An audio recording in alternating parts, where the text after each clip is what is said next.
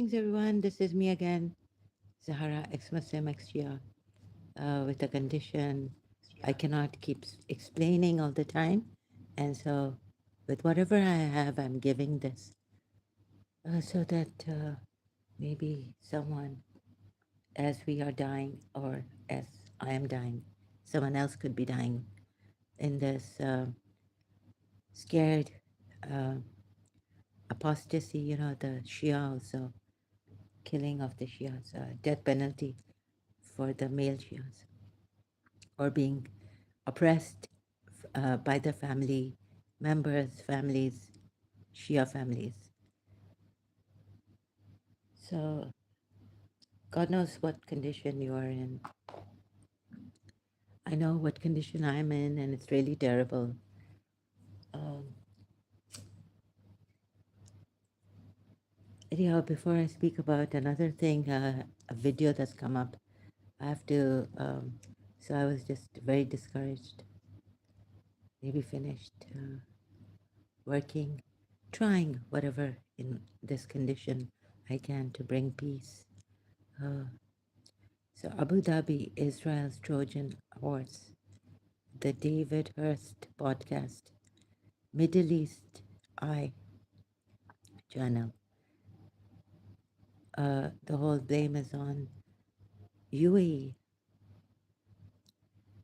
So a Saudi international who has studied international law. He's a Saudi.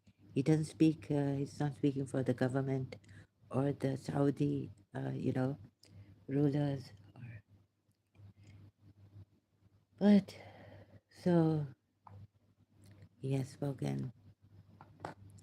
A little bit his tilt on Iran. Irani people want freedom, and so a little bit of his tilt is for Iran, the Islamic regime. It doesn't say. So please, Irani, I don't know. I don't know what to say. I have to first do a background check on this. Maybe I don't know, enemies or what. Maybe a Shia. I have no idea. So, we have our Shias also against what I'm doing here. And so I don't know what this is. Anyways, my country, my father's country, turned out to be terrible according to the Saudi person. Sorry, I've forgotten his name.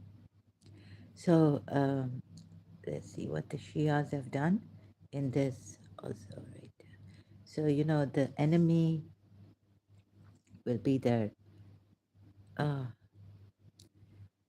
to lie or exaggerate or to speak about. Yeah, the truth is that we are the Emirati, Abu Dhabi is, UAE is the worst. So power is before peace, no peace coming. Maybe there are some Nazis, not Zionists, who are against that. I cannot rule out. Definitely Nazis who have come into this Jews or something and wanting to destroy the Jews.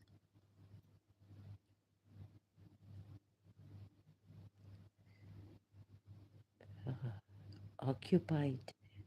So yeah, he said that Israeli government is doing a genocide, and that the Irani government is not doing genocide on the people. Um,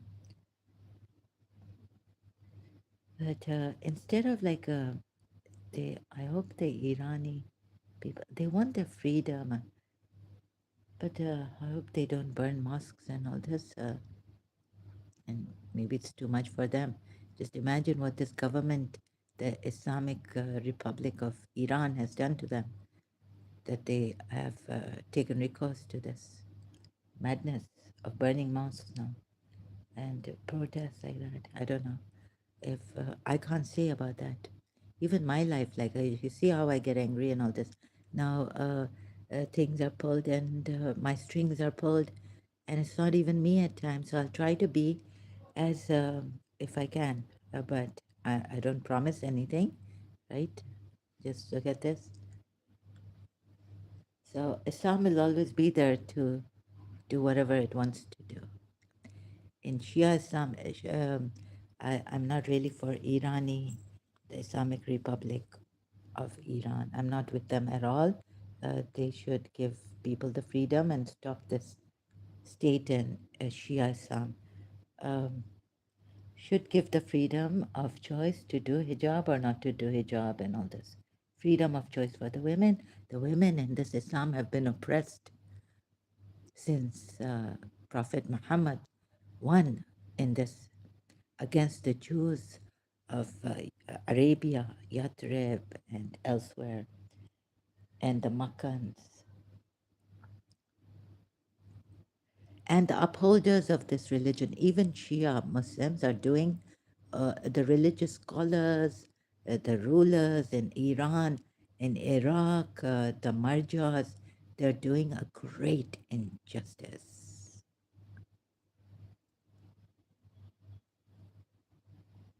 to humanity, human beings. So before I, whatever, right, maybe this gentleman, the Saudi, hasn't spoken the whole truth, put the whole blame on UAE, the whole blame the Iran on the Israeli government. So, and the citizens are dying and being, but the punishments in Saudi Arabia and Iran severe in Islam. But he feels that Islam is going to reign. I mean, Islam is going to be there, right? So, God knows I have to do a check, but I haven't been able to do a check on his background and the Middle East eye. Who is lying? Who's telling the truth? And who's taking the opportunity? Yes,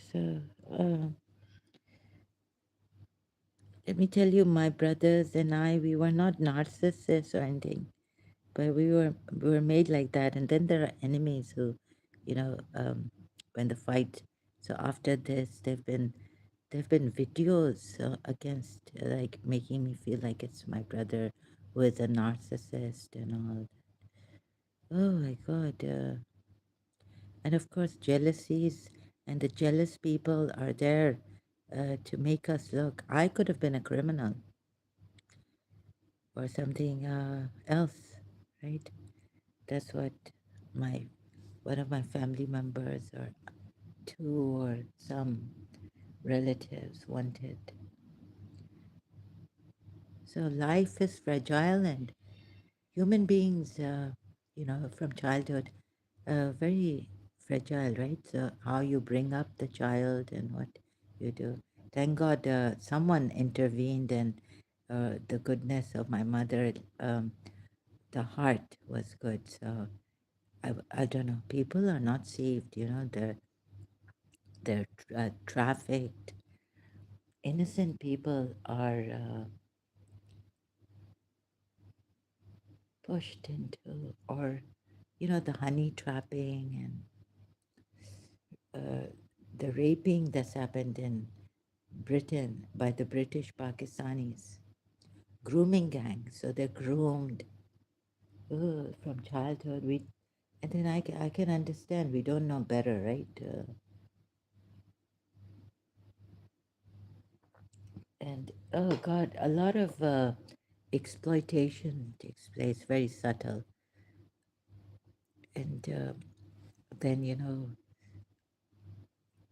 my cousin being brought up against me, maybe, and my mother, and he being a favorite of his grandmother, and then my grandmother was wicked against me, and so all this, right? It's and how they do it. So I hope, just hope the Saudi Arabia. and UAE become friends again.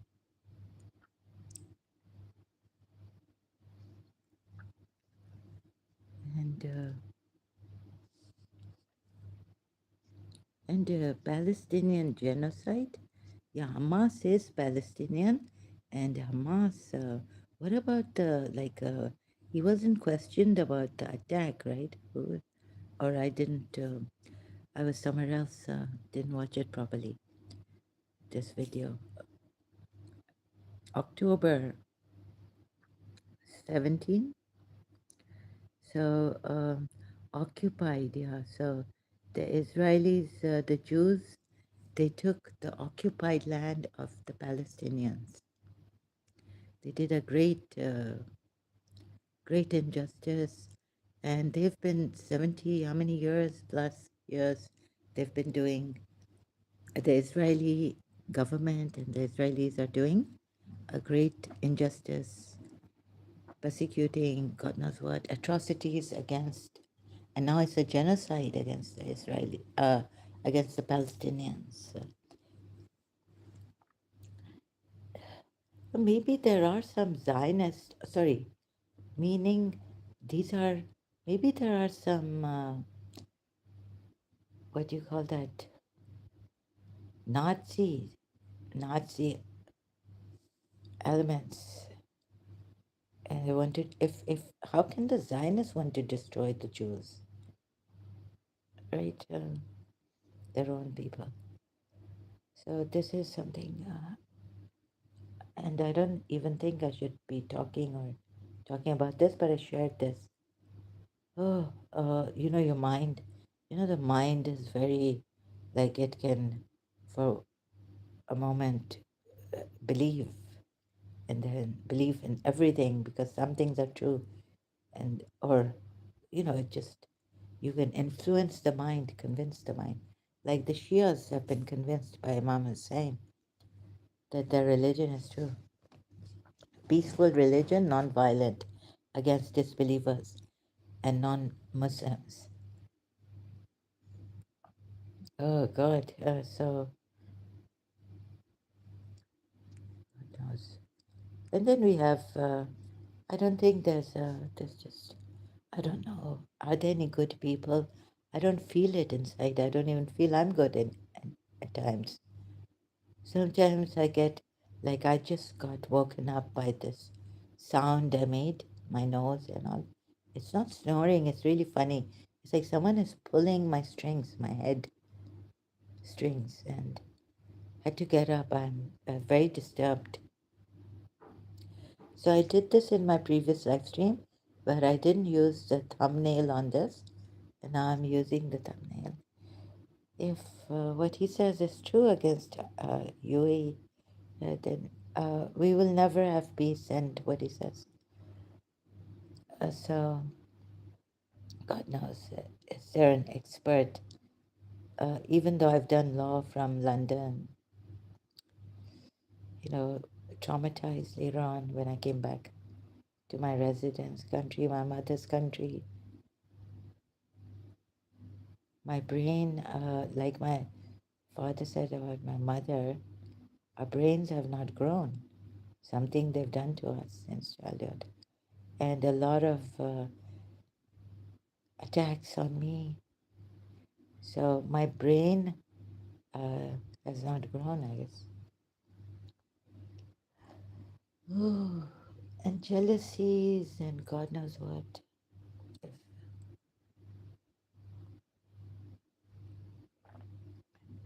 So I'll just be, appealing. Oh God, brothers, come together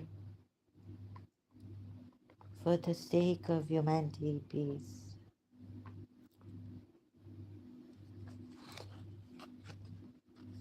Now, wild thoughts come in my mind. Is it a Shia or what? Saudi?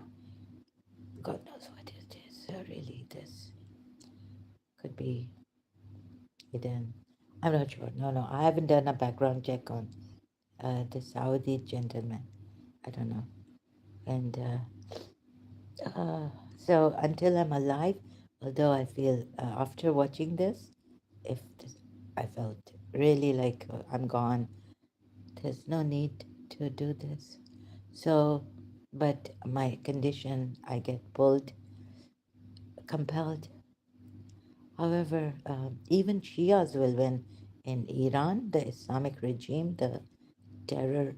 Uh, USA has declared. I saw on one post in on the YouTube, someone's channel, that USA has declared the IRGC, if I have said this properly, a terrorist organization or whatever. Terrorists. So,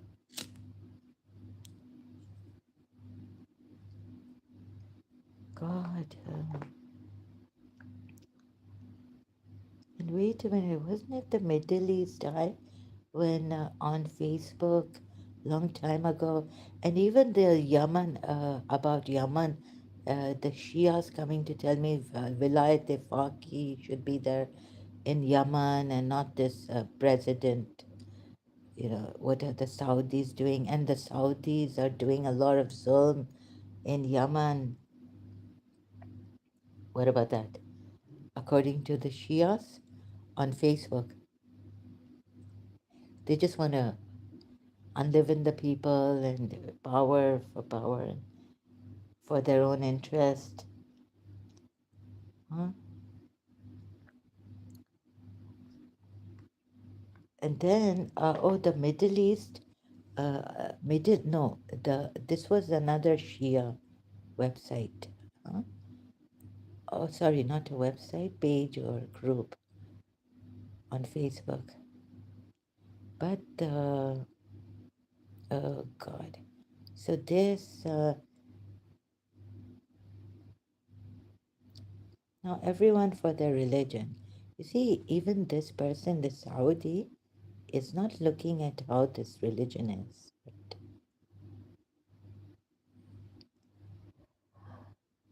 So he's like, about his country, that religion. Muslims will come for pilgrimage. It's their duty. I think he's optimistic about his religion. This is a religion of violence, and the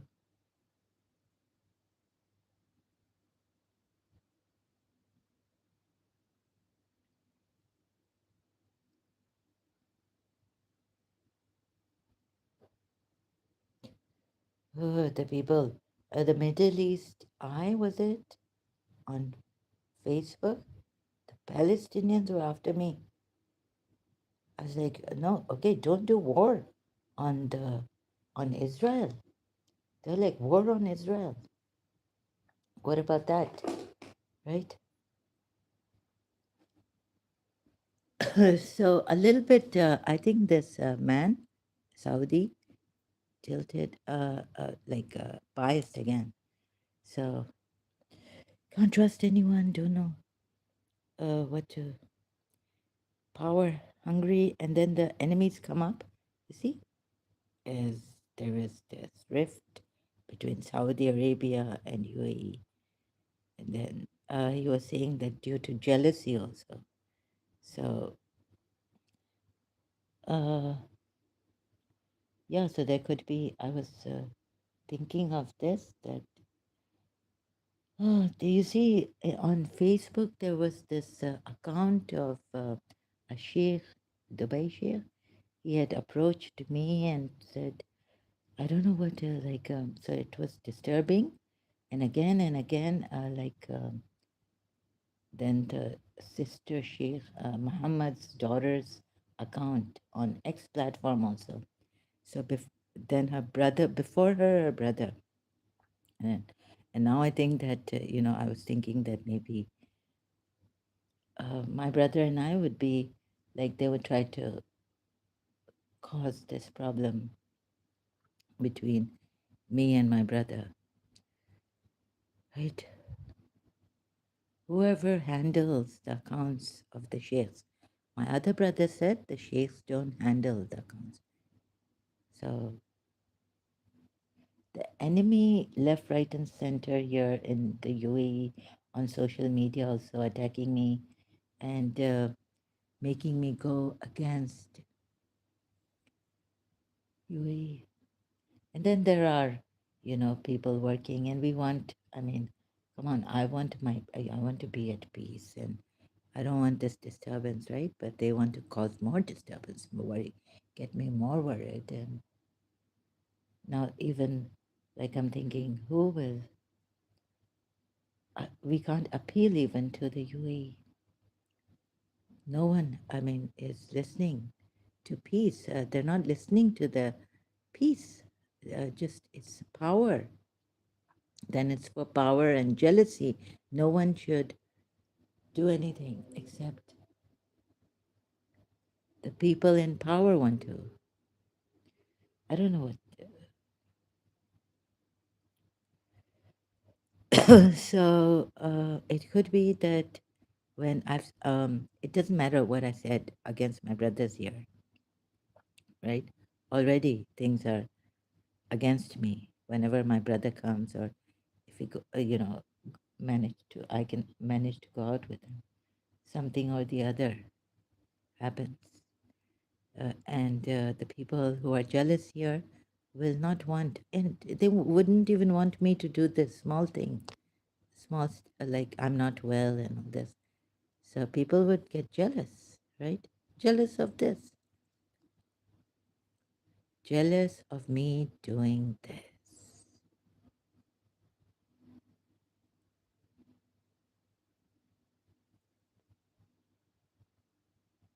Anything, even smiling a little bit, feeling a little good within myself, they can't see, people can't see this.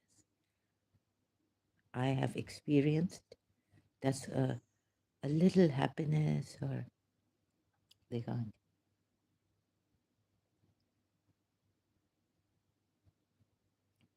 So let's see, power wins, peace is destroyed by the powerful people. And very, very saddened. Uh, so UAE and Israel is, maybe the Nazis are using, and very, very saddened for the Jews and the Palestinians also, um, because I don't think the Jews are killing the Palestinians. I think the Nazis have come in and they're acting as Zionists.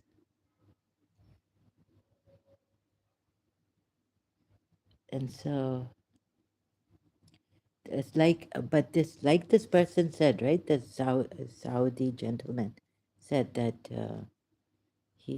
sorry, I can't remember his name. And so, due respect, that they're also destroying the Jews and the Jewish people.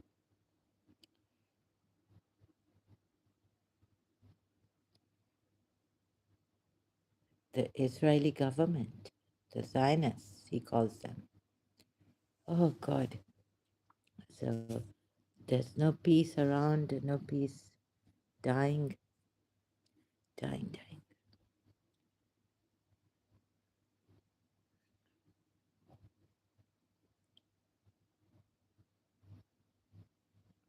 But this, okay, so what is in my hand right now? And I haven't studied international law. I'm not a speaker. I haven't, done any course on public speaking or anything. It's just me who was a Shia and oppressed and had black magic and things like that when living in Karachi, uh, and didn't want to come to UAE. Stayed away as much as I could, and if I could go to a place maybe where I get the sense of belonging, like London, but London, the radical Muslims, talking about them. I wonder if he spoke of that. was a little bit away when I was doing something and trying to listen. I may have missed some talk. So on radical Islam,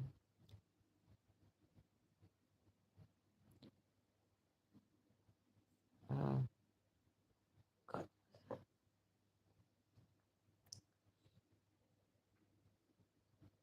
Anyways, I think it was the Palestinians, right, on Facebook who were saying, you're Shia, who are you to tell us not to go to war against Israel? Because Israel had to put some security stuff in the mosque, right? For some reason in Israel, the mosque, can't remember the name, and I was the crowd, these group of Palestinians who were with pro-Palestinians were against me.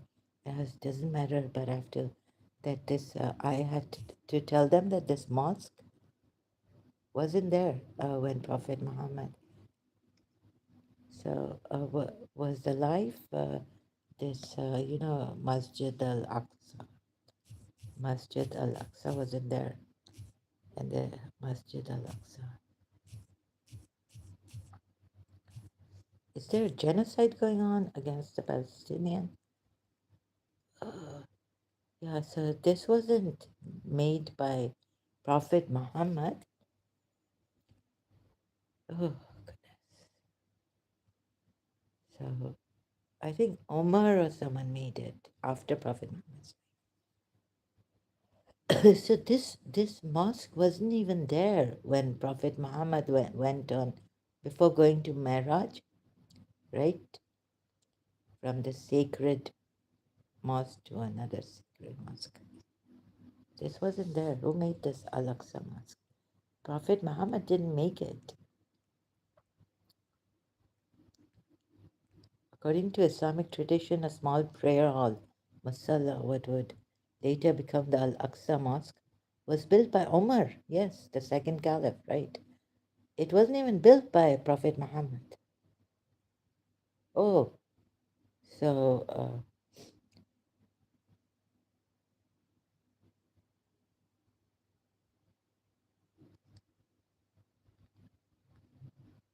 no, come on, the Arabs, the Palestinians, and okay, some of them, even the Palestinians blamed Iran and Shia Islam for not being Muslims. What is going on? I mean,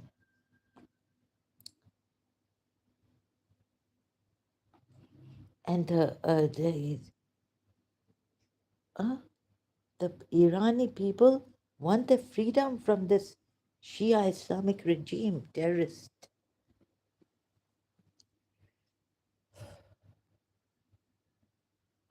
God.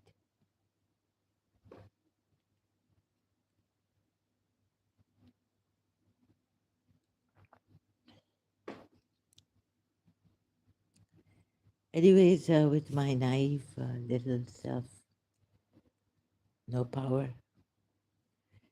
Thank you, social media, for at least giving us this much power to spread this. And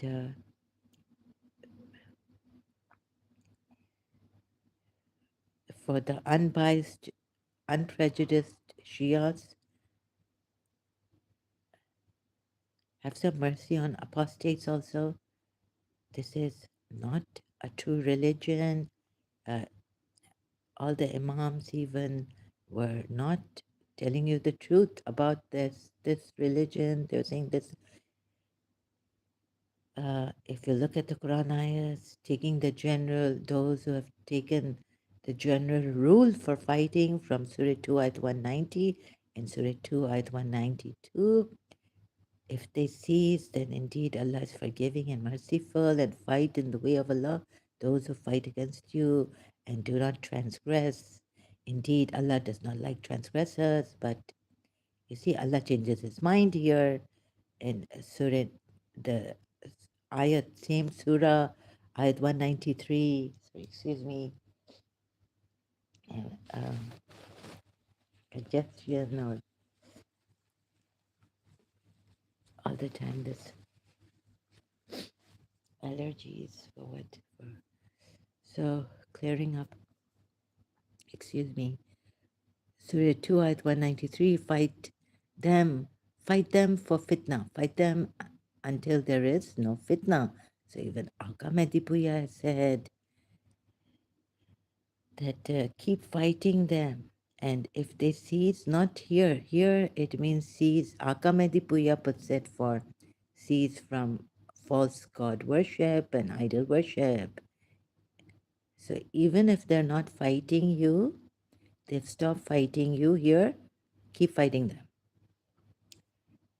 So some Muslims, even Shia Muslims, take Surah 2 ayats 190 and 192 as a general rule for fighting only those who fight you. However, leaving out Surah 2 ayah 193, now fight against those for fitna. For fitna, continue fighting them even when they've stopped fighting you.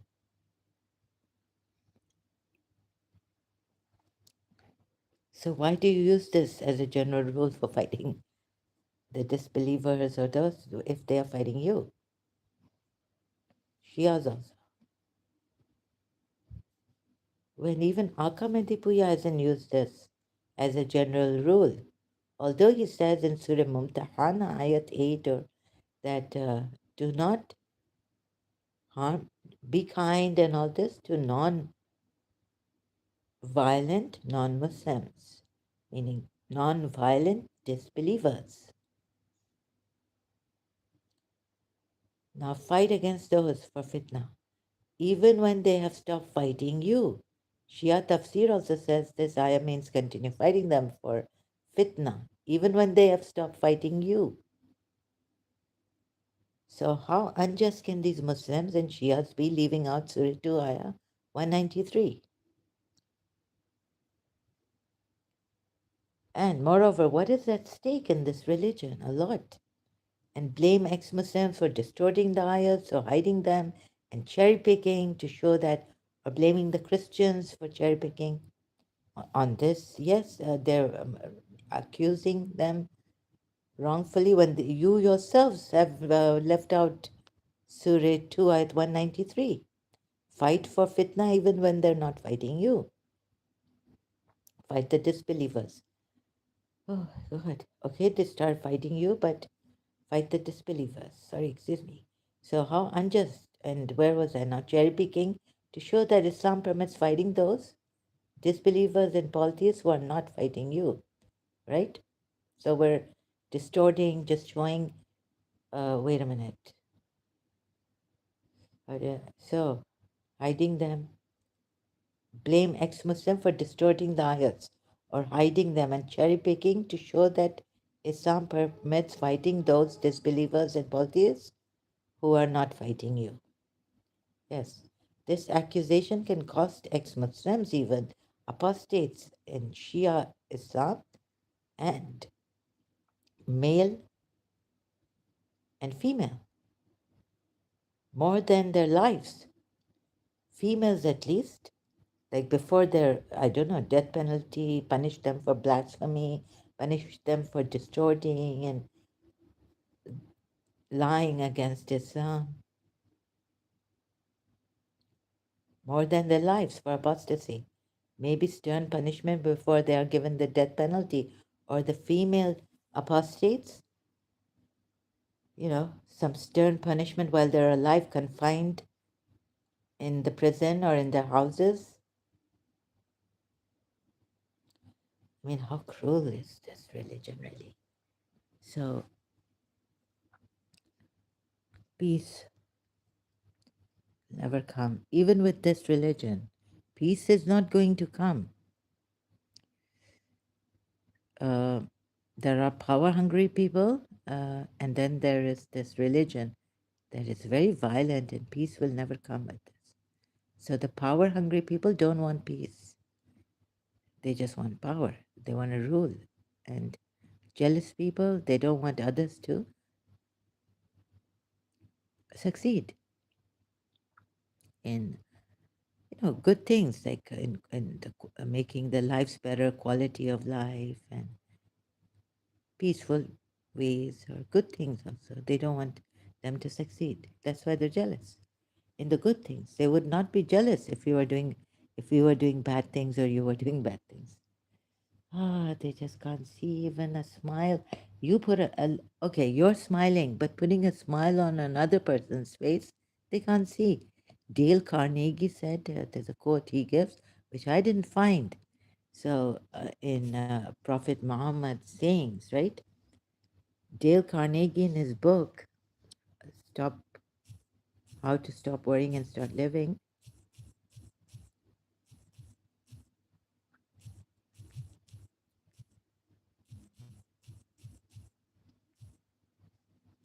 and Start Living, says, uh, Prophet, he quotes Prophet Muhammad. He gives a saying of Prophet Muhammad who said to, excuse me, sorry, to give a smile, to put a smile on the face of another is to put a smile. This is what even our Muslims, some of them can't see, jealous ones. This is what I've experienced, and it's torture and torment, and it is ongoing. They can't see anyone. They can't even see my little against their but this is about against their religion. So some Shias biased and all this, but a smile on the face of another. Quote.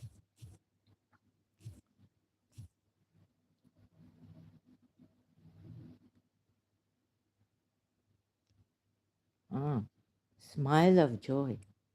How to stop worrying and start living. You must be what you experiences, what your experiences, your environment, and your hereditary have made you. For better or for worse, you must play your own little instrument in the orchestra of life. A good deed, said the Prophet Muhammad, is one that brings a smile of joy to the face of another. And the last, even our Muslims, Shias, some of them can't see this. Couldn't see me do it, or someone else putting a smile of joy on my face,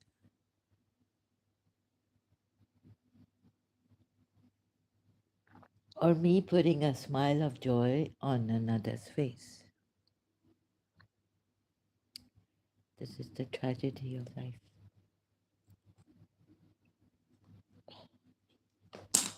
Oh, excuse me. So, hope the sound, if anyone wants to listen, or please, when I'm in this on the Shia thing, I have to say, uh, Indians, especially Indians who have misquoted and said that the Muslims gave it to them like this, and then I can't trust you, so please don't just come here to, it seems like you are trying to, I can't even trust you. Like Mahesh Chaudhary, seems like you're trying to defend Islam, and you've lied to me saying that a Muslim, and then you're retracting messages and all this. So, when Shias lie, I mean, and Allah has said there's a curse on the liars in the Quran, but they don't care. Even the Shias don't care, and they lie. So how can I trust someone who comes here and just what he says, just taking it like that?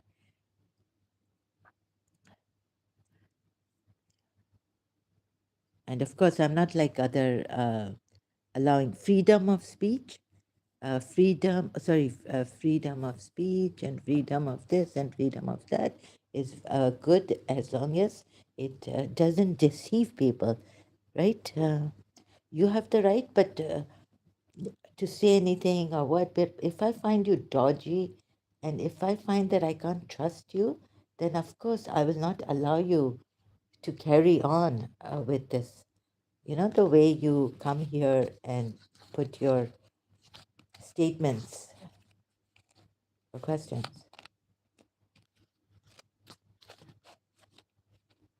This is finished. Sorry, I cannot allow you. The freedom of deception, freedom of lies.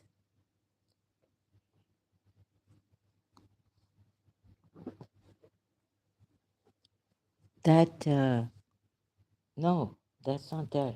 That shouldn't be there. With freedom of, once I've, get that feeling. So please understand where I'm coming from, understand how boiled up my inside is, and it bursts like a machine, like a boiling vessel. I mean, the boiler burst. It's too high of an voltage. I can't take it.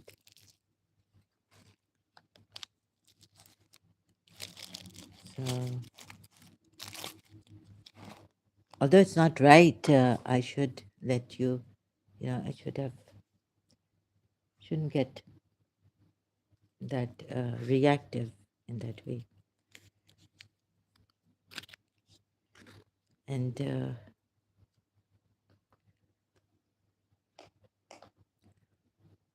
so, people, but this, in this way, but I didn't see Prophet Muhammad saying, like the way Dale Carnegie has put in his book.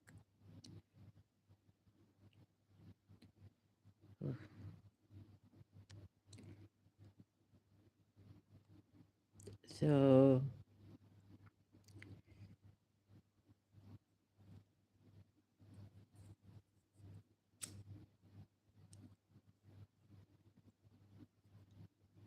now this is it, I guess.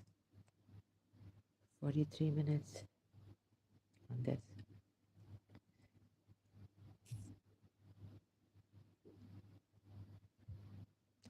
So, as Allah changes, right, from do not fight them if they do not fight you, ayat, to fight them for fitna, and religion is for Allah.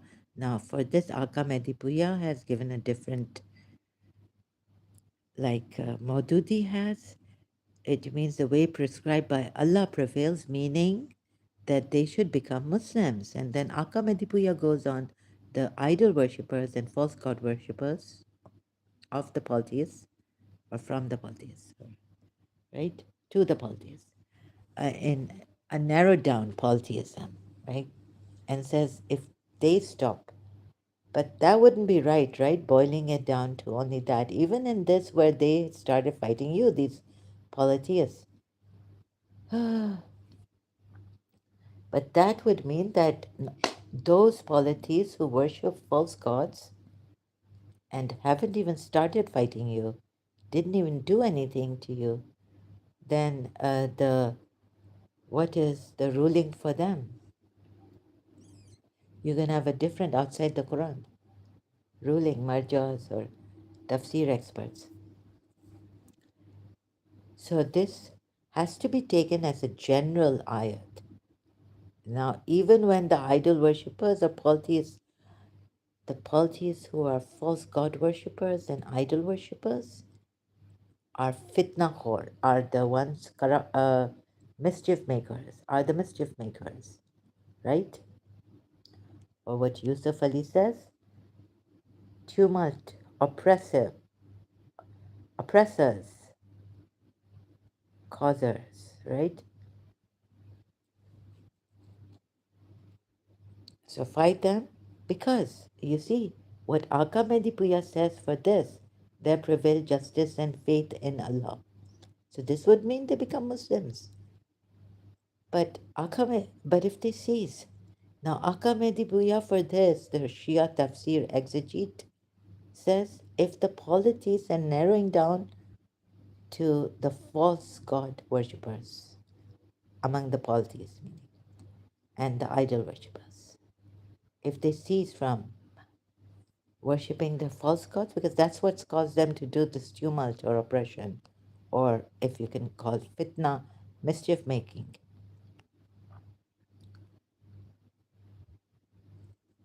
And so this would only apply, prevail justice and faith in Allah, you would say in this context where they start to fight you in the previous ayat. And so does it make sense? Does it make sense? Maybe it makes sense to you. I don't know why it makes sense to you that it's only for those who fight you. Then if you're going to take it like this, then don't take these as general ayats for other ayats, like Surah Muhammad ayat, right? Because Allah already has changed his mind here in Surah Baqarah. For these who are fighting you, if they stop, Allah says, stop fighting them. Then He says, no, no, meaning in Surah 2, ayat 193, meaning, no, no, don't stop fighting them. If they stop fighting you, keep fighting them for fitna. And religion is for Allah. But if they cease from, actually, so now it's cease and become Muslims, right? Not, I don't narrow it down. I don't think it should be narrowed down to only these people who are false god, polytheists who are false god worshippers and idol worshippers. But there are other polytheists who only make partners with Allah.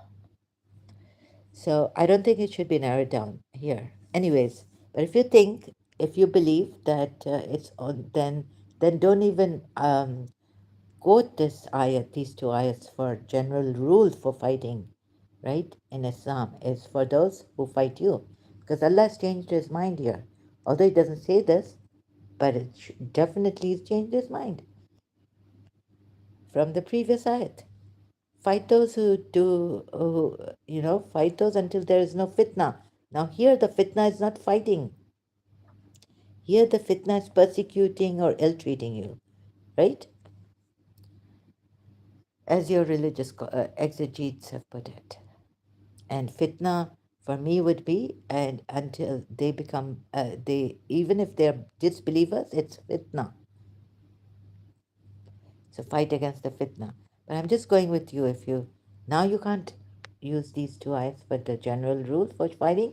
And then if you're making sense of this ayat in its entirety and exactly how it should be, rather than what I give, the interpretation your your Shia or your interpreters or translators have given, then it would be leave it for this only, these people who start fighting you, right? Then we go to Surah Muhammad and then look at this in the fourth Surah Muhammad ayahs against the disbelievers, and take this for this surah, for this condition, situation of disbelievers who want to turn you away or turn away from the way of Allah. It's not tawalla, it's saddu. Okay, so here Allah means, and yet, okay, whatever, turn other people, those who disbelieve and turn away from the way of Allah, or turn other people away from the way of Allah, He will cause to be lost their deeds. No, so it can't be turn other people away from the way of Allah. Anyway, so okay, it could mean that, and then here it means, and those who believe and do righteous deeds believe in what Allah sent down upon Muhammad, and it is the truth from the Lord, right? That is because those who disbelieve follow falsehood, and those who believe follow truth from the Lord. Thus does Allah present to the people their comparisons. Now, since Allah has been capricious, changed, you can't use that as a general right. If they're fighting you, then fight them. And also, because they were fighting you, keep fighting them and stop the fitna and make religion prevail. Prescribed rules and all this of Allah. Oh, doesn't make sense, anyways, but let's say you go with that. nonsensical, sorry, interpretation that doesn't make sense for that ayat. Religion should be for Allah, the meaning you have taken. But here, Allah says, so, thus, yani, meaning so, fa, idah. So, when you meet those who disbelieve, then strike the next. Now, what if Allah is saying, because so open to interpretation that when you meet the disbelievers, strike the next. You start the war against them. Fight. War starts, and then when the war, meaning you keep fighting wherever you meet the disbelievers, fight them. Could mean this. What if you started this war and not the disbelievers?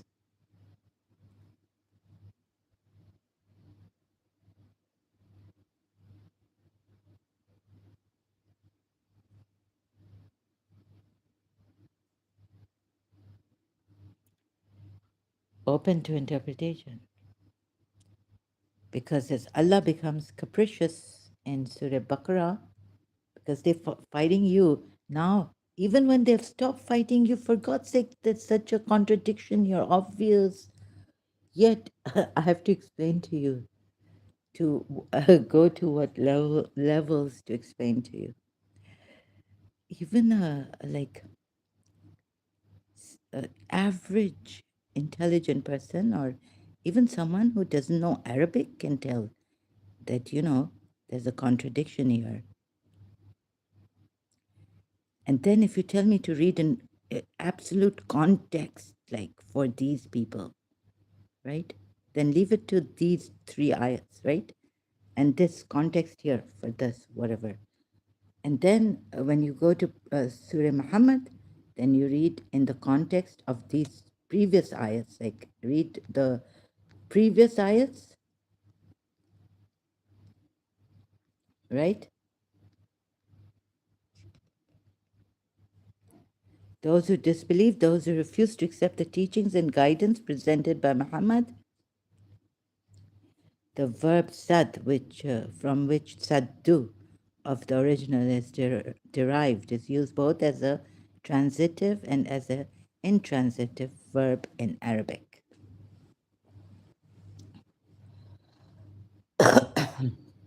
Right? So these disbelievers now, Allah has said, the see, now can you take those Surah Baqarah ayats, or should you take the other ayats now? Now, context, history, no. Islamic history, no. You should not take that. Now take the history. Now take the Quran ayats. So first we take Surah Muhammad ayats, right?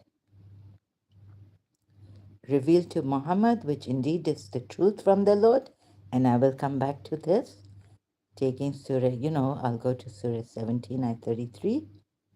But for now, take these Quran ayats. And this because those who disbelieve follow falsehood, and those who believe follow the truth from the Lord.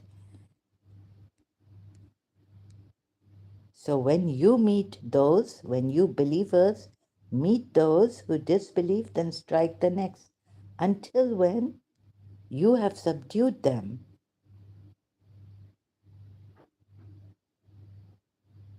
Subdued them,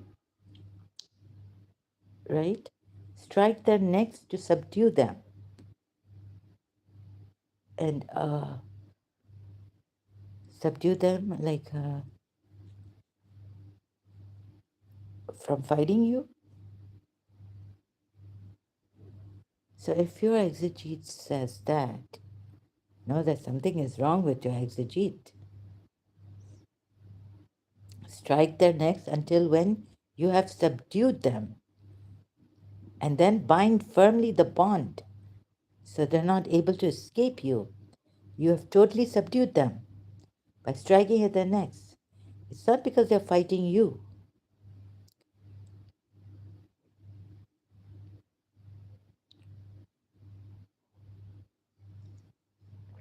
It doesn't say that. So for subdued them and bind firmly the bond then either a favor afterwards or ransom until lays down the war, its burdens. Here, it could be showing that they, because if you take Surah Baqarah, and you shouldn't be taking it as the general rule to fight, because now fitna also. Oh, and they were fighting you. How do you know? General rule, they were fighting you, but when they stop fighting you, your Allah says, still keep fighting them until fitna is finished. Oh, so could it mean that here it's due to they are fighting you, or it's due to they are causing fitna, mischief against you, ill treatment, persecuting you? Huh? Okay, so let's say they're not fighting you, they're ill treating you, right? Because Surah 2, not to forget Surah 2 at 193.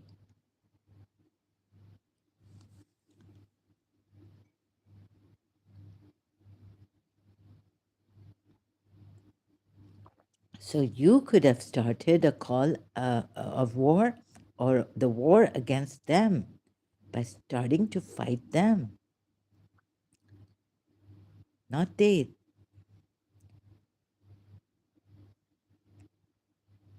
And yet, if this doesn't make sense, but a little bit maybe, open to interpretation, it could be the ayat, seeing Surah, even going to Surah 2 ayat then, right?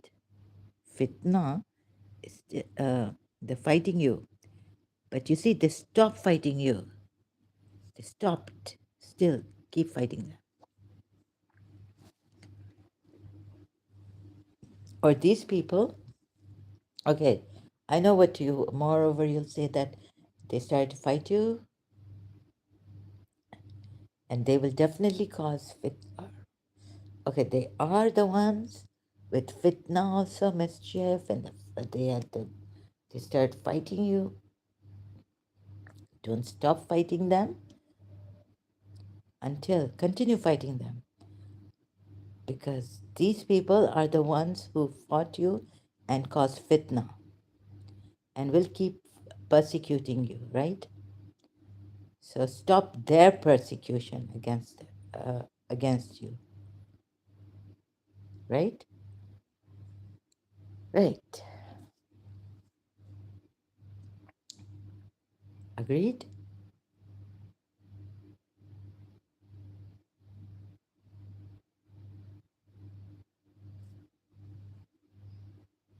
However you may come.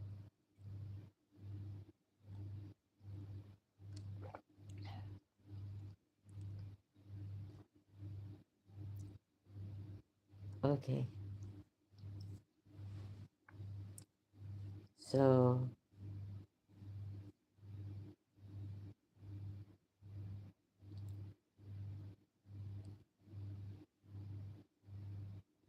you see, Allah has generally put here disbelief, right? This is how I think, maybe our, the brainwashing can happen. You see, when you start anew, afresh, without the imam, or just seeing that at all levels, generally also disbelief. What is disbelief? Does Allah love the disbeliever? And things like that, right? So Allah has not put this ayat properly. Like, it's open to interpretation. So when you meet those who disbelieve, maybe because doesn't Allah believe that these disbelievers are anyways terrible people? And their deeds, their works will go, their good deeds also will not be accepted, but that's so they can do good deeds. Allah at least believes that, right? However, it is, Allah should have said, so when you meet those who disbelieve, the disbelievers who are fighting you, who, are fighting you, or who want to fight you or start the battle, then strike the next.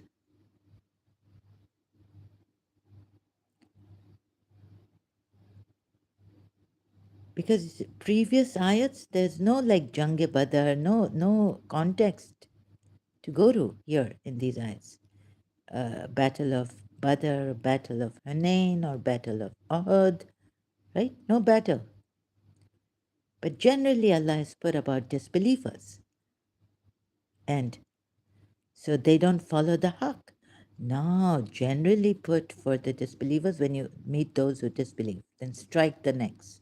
My God, this is dangerous. A very dangerous ayat that can be taken not in the context that the Shias take also. Let's put it this way, and the Sunnis. Radical terrorism. Oh, so there is that element of danger, right? Like really being violent against these disbelievers only because they're disbelievers, that they didn't start the war. But so when you meet them, meet these disbelievers, then strike the next. There's no reference to war before this, although in this ayat the reference is here, right? That afterwards a ransom until the war lays down its burdens, its armor, machinery, etc., meaning until the war is over.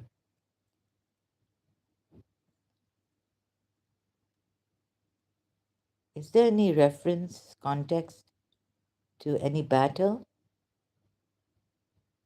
The words of this verse, as well as the context in which it occurs, clearly show that it was sent down after the revelation of the command for fighting and before the actual fighting began. The words, so when you meet in battle, they say, those who disbelieve, indicate that the fighting has not yet taken place, and the Muslims are being instructed that when it does take place, what they should do. Oops. So this is a general ayat, and that when the disbelievers, it means it's a battle. In the battle, you would say. It hasn't started yet, but the disbelievers have come. Or you have, we don't know which one has, before the battle, called for the battle. We don't know which one has called for the battle, the disbelievers or the Muslims, calling for the battle also.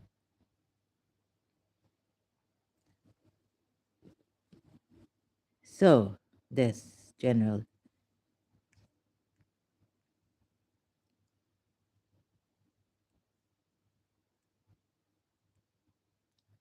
We don't know who has called for the battle, the disbelievers against the Muslims or the Muslims against the disbelievers. And about persecution, then, who are persecuting you? Well, here also you see Allah has misrepresented, blaming them for Surah Mumtahana. In Surah Mumtahana, Ayat 1. Then start with Ha, you know. So, Ayat 1 says,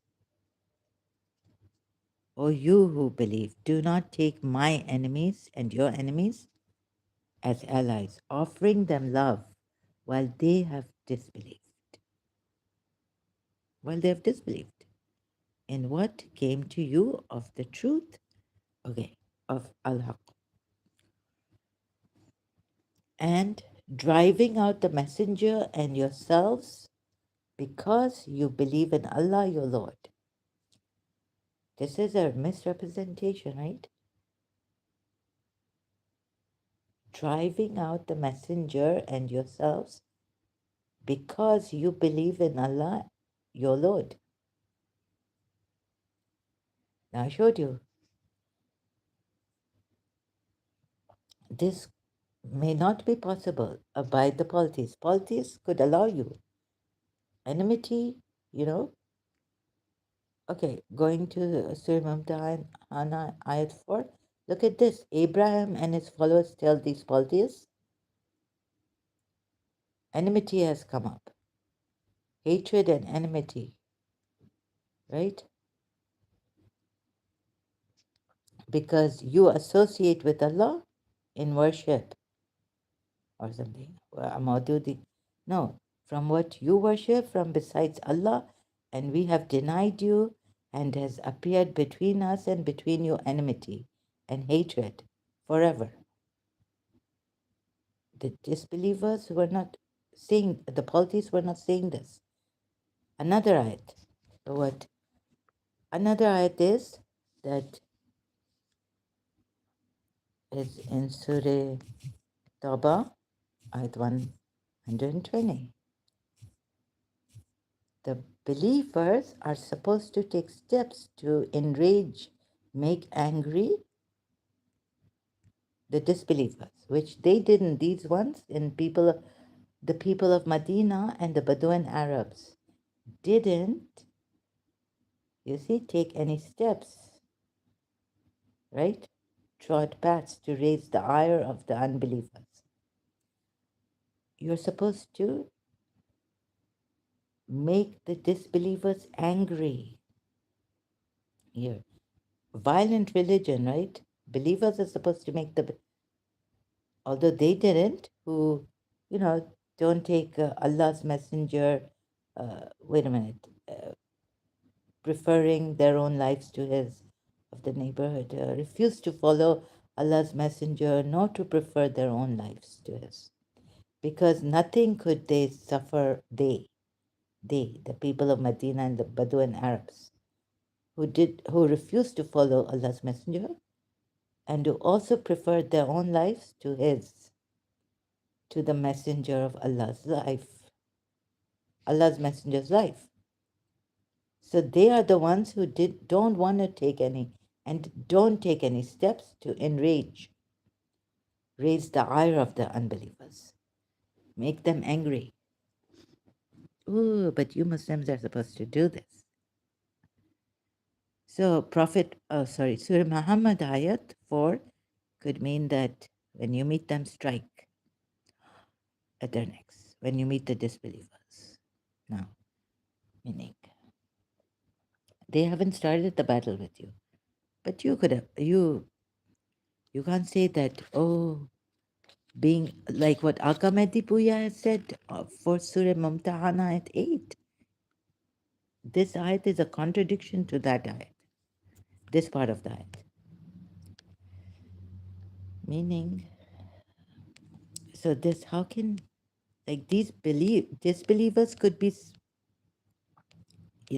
could be peacefully going on about their lives, right? And you are supposed to, nor do they tread. You're supposed to tread on grounds that enrage the disbelievers. How is it not a violent religion? Oh, you take Surah Mumtahana ayat 8 and say, against non-violent non-Muslims or disbelievers, be good, be kind, don't take any action against them. But what about this? So there's another contradiction, which Aka Medipuya would not give you, the Shia tafsir, exegete, expert, tafsir expert. This ayat, he didn't give you. Saying on Surah Mumtahana ayat, and I'll have to go to multilingual Quran. On this ayat, right? Our Lord, make us not a test trial for the unbelievers. Uh, 8. And then, Allah does not forbid you from those who do not fight you because of religion and do not expel you from your homes, from being righteous toward them and acting justly toward them. Indeed, Allah loves those who act justly. So there are so many contradictions, you see. Here Allah is saying, Allah does not forbid you, yeah? So what Akame Dipuya succinctly put for this ayat in his tafsir, excuse me, is that against non-believer, against non-Muslims, non-violent non-Muslims, don't take any steps against them. Be just and be righteous towards them. Be kind, be equitable, don't harm them because of religion. Don't fight them because of religion. Those who do not fight you because of religion and do not expel you from your homes.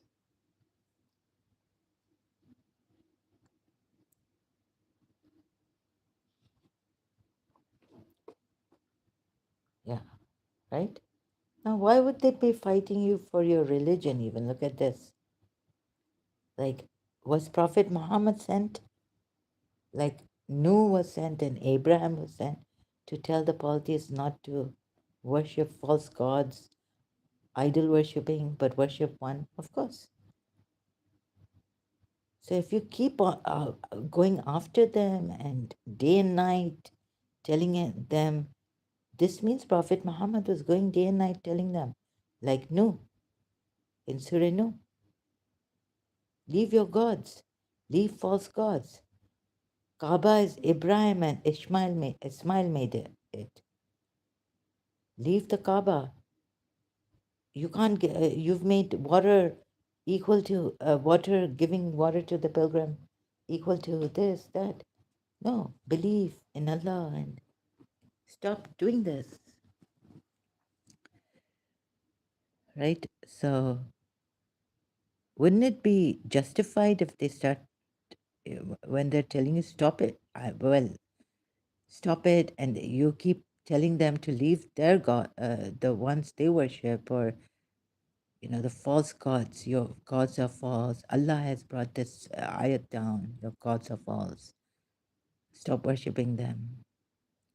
Of course, they're going to fight you for to defend themselves, their religion. Maybe they'll start fighting you. So you can't blame them. These are so all this misrepresentation and Aka Medibuya does there's a contradiction. So Aka Medibuya doesn't give Surah 9 ayat 120. How come you take steps to make the disbelievers angry? And this is not a violent, this is a religion of peace.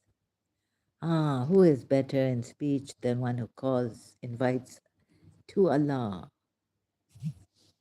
And how you take this invitation to Allah, like you're being good for Allah's sake, you say. You're not changing their religion. Here also, maybe you would take it like this, Surah type 34, 35.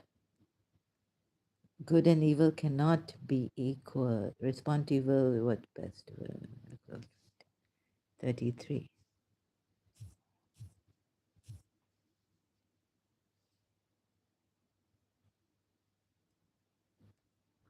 Are you saying here that, and who is better in speech than one who invites to Allah?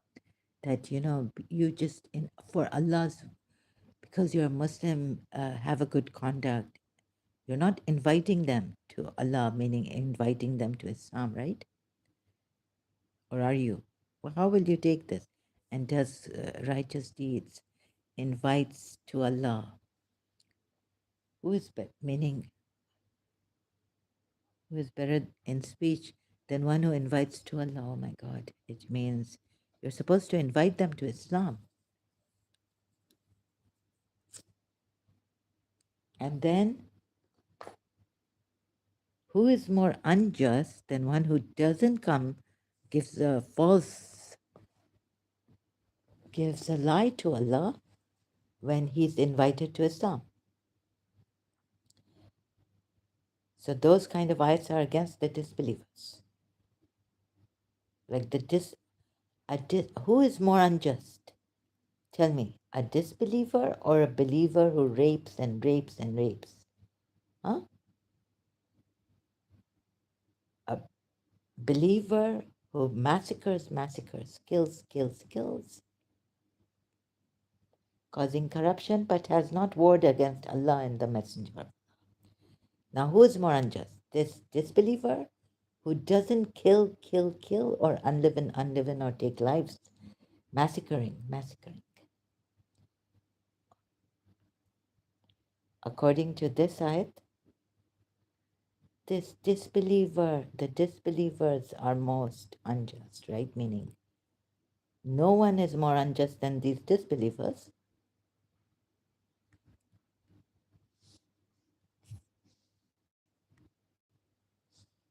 So then, what is Allah telling you? I mean, a person who reads this Quran afresh without your interpretations and going into Imam Hussein and Karbala and all this. Even I was like, of course. After knowing Karbala, going into Imam Hussein, saying this, that, no, well, this is a violent religion and it's not what Imam Hussein said. When all avenues of peace are closed, then fight. Fight those who only fight you, not for fitna, not for anything. Keep fighting them. Did Imam Hussein tell you to keep fighting those who have stopped fighting you? But now for fitna, to stop fitna. Huh? Yazid, if what Imam Hussein and the history, Islamic history, claims Yazid was a fitna khor, mischief maker. So,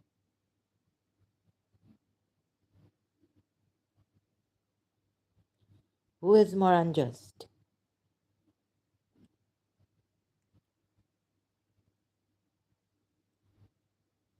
Oh,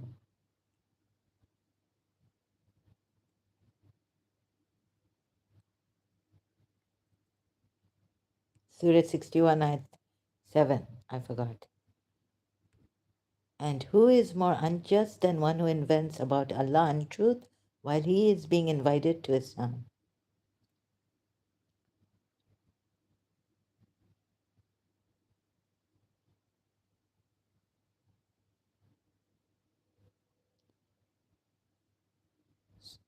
Something is, someone is trying to say something, or maybe it's my delay.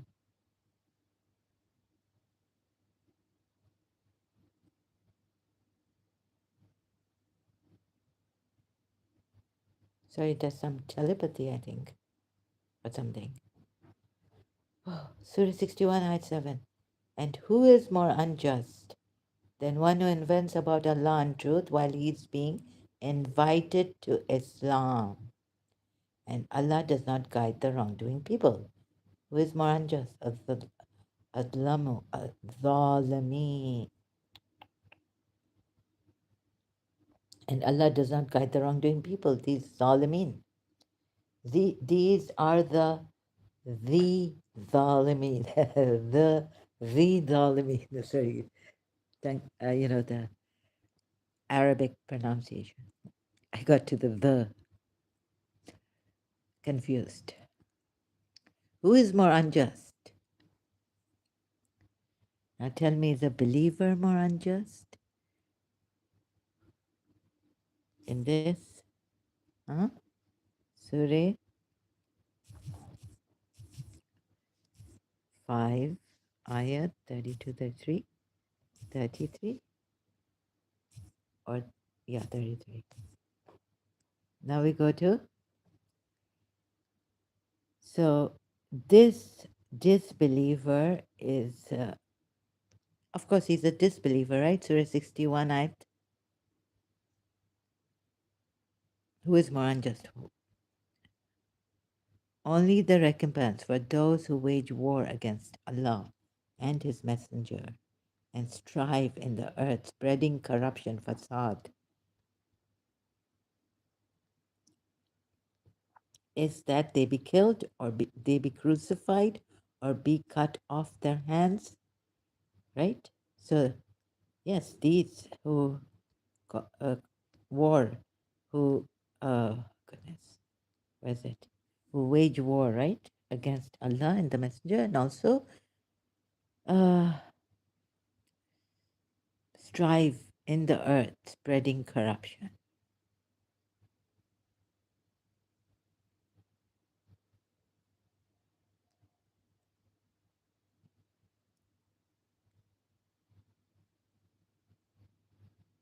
right? So even if they haven't warred against Allah and His Messenger, or strove in the earth, right, to spread corruption, yet are they equal to these? Even if they haven't done this, Allah is saying who's more unjust? Zalimeen, okay, Zalimeen, not fall, but more unjust has all this, right? Okay, like I thought injustice has all this. Who is more unjust? Like, facade, corruption, all that. Corruption. Who is more unjust?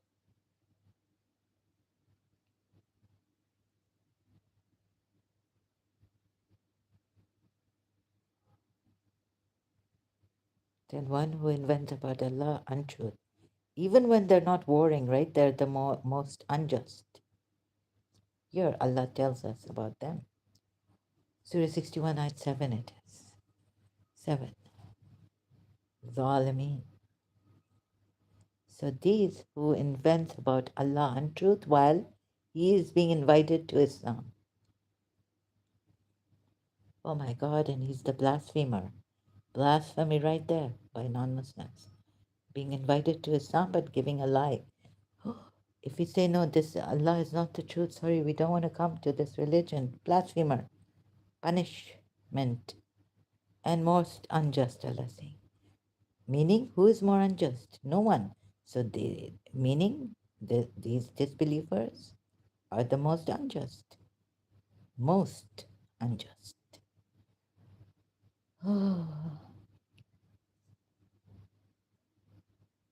Now you want to correct Allah and put your own reasoning. You can do that. But this ayat, who is more unjust? Okay, they're the most unjust, all I mean, but they're not. They haven't warred against Allah. So these fasideen, would they not also be unjust, right? But they're not warring. These, the ones in Surah 61, ayat 7. So the only recompense for those who wage war against Allah and His Messenger and strive in the earth to spread corruption is that they be killed.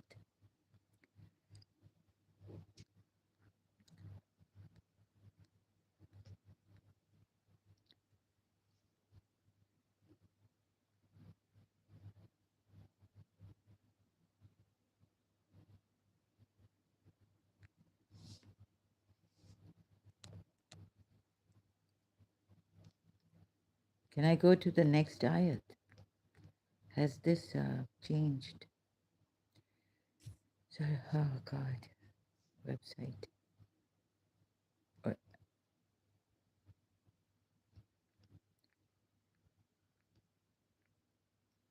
where are the other ayats? Reading verse by verse. Oh, here it is.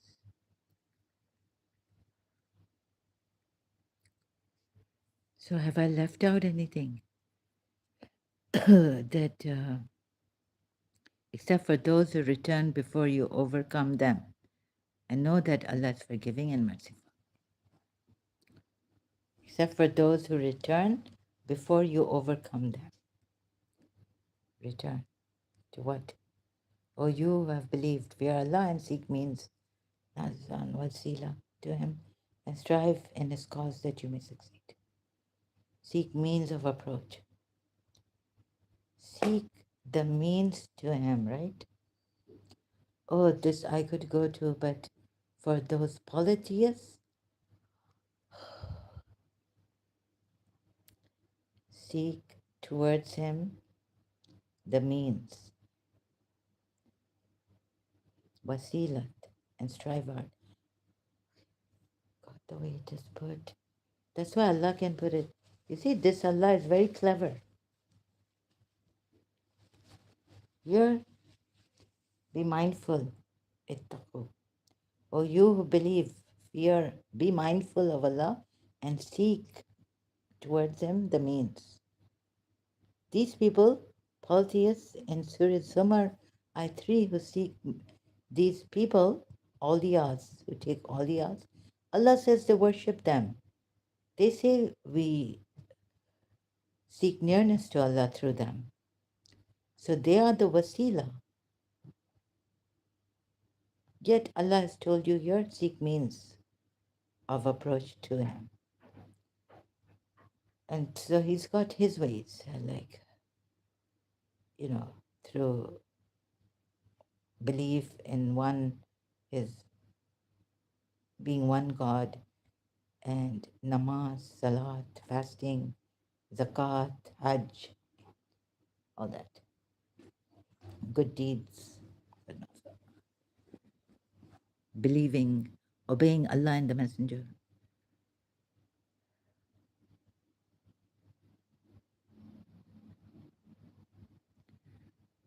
So there was, I found like a misrepresentation, like, what does he then mean by saying that keep religion for Allah alone? You see, some Sunnis or some Muslims, non-Shia, they say that the means of approach to Allah are methods that He's given. And so, Surah, but He doesn't say those methods are given, right? Seek means of approach to Allah. Wasila, here in this ayat, although He says prayer brings you near to Allah or not, prayer keeps you away from evil. Surah Bawise Kurba. I'm saying my prayer, niyat, I'm doing the intention to seek nearness to Allah, right? So we go to Surah Zumar ayat. See this one?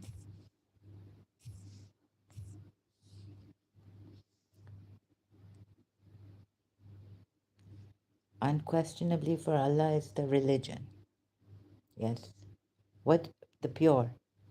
And those who take or zikr Allah, right? Seek means of approach to Allah. Take besides Him protectors. Not we worship them except that they may bring us near. Qarib. Qarrab.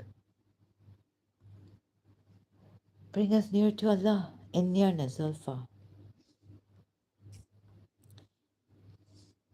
I've forgotten which other ayat says for the believers. Word.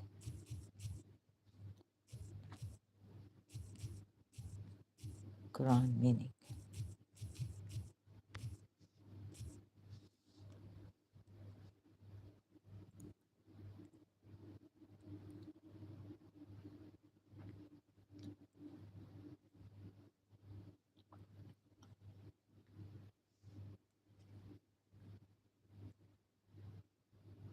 And it is not your wealth or your children that bring you nearer to us in position, believers, but it is one who has believed and done righteousness. For them there will be the double reward for what they did, and they will be in the upper chambers, safe. Upper chambers, not near Allah. Okay, like that Rasul Kareem in Surah Takbir, ayat 1920.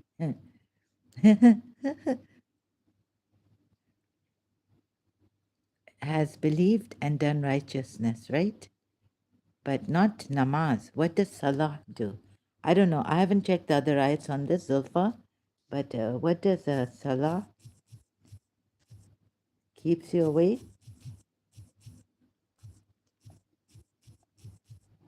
Does it bring you near to Allah? Salah keeps you away from evil. Quran ayat. If I'm forgetting something, I apologize. But Allah says about salah, restrains one from shameful and evil acts. Surah Ankabut, ayat 45. Excuse me. This food is not digesting. Recite, O Prophet, what is revealed to you of the book and establish Salah. Surely Salah restrains one from shameful and evil acts. Indeed, the remembrance of Allah is the greatest of all things. So, this could be also the remembrance of Allah. In Salah, you're remembering Allah.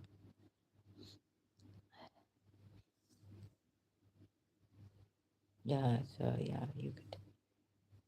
Surely Salah restrains one from shameful and evil acts. Indeed, remembrance of Allah is the greatest of all things. Allah knows what you do.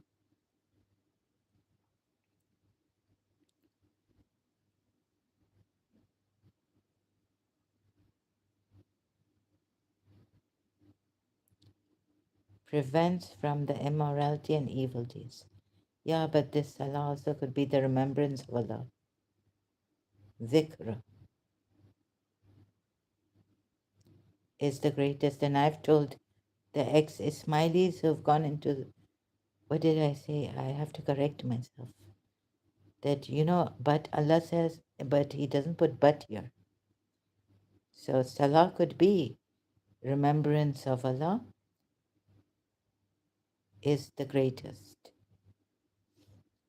The dhikr Allah. And of course in Salah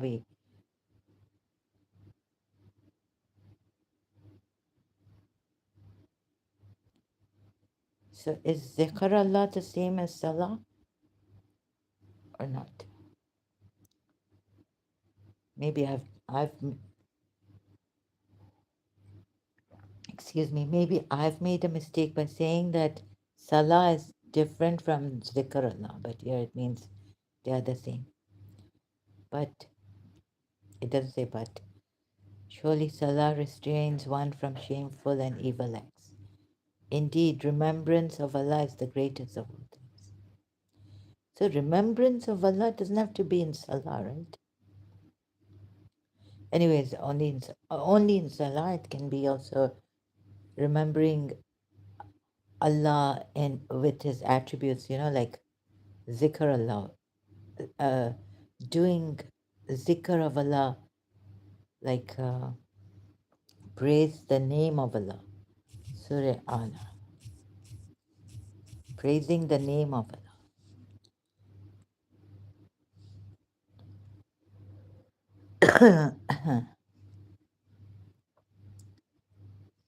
Glorify the name, Isma of your Lord the Most.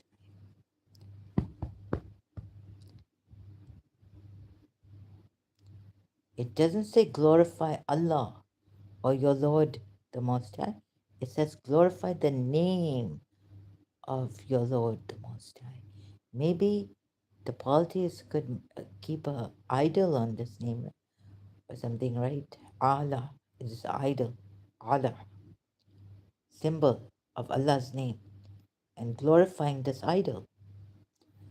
Allah.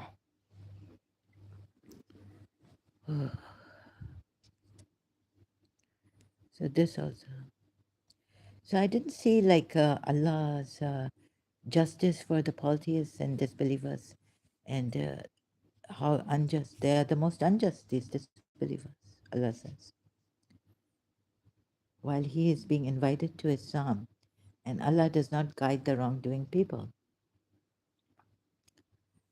This means whoever denies Islam while you're inviting them and says to you that Allah, this Allah is a false Allah, finish blasphemy.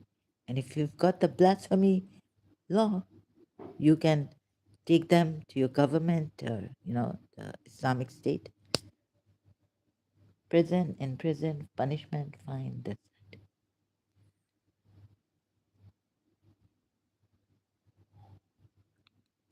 And you call this a peaceful religion. This is not for humanity, like, God saying, it doesn't matter if you don't believe in me.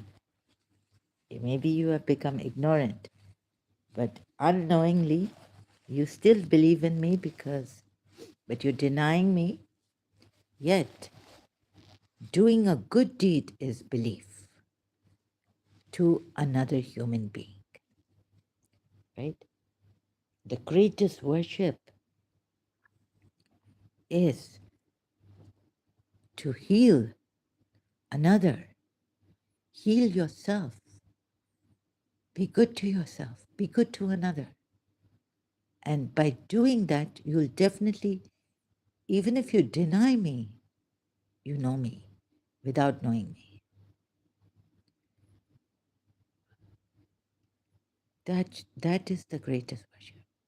I don't need your worship, but just to recognize who I am, or even if you don't recognize who I am, if you don't have the proof, it's very difficult to get Allah's proof.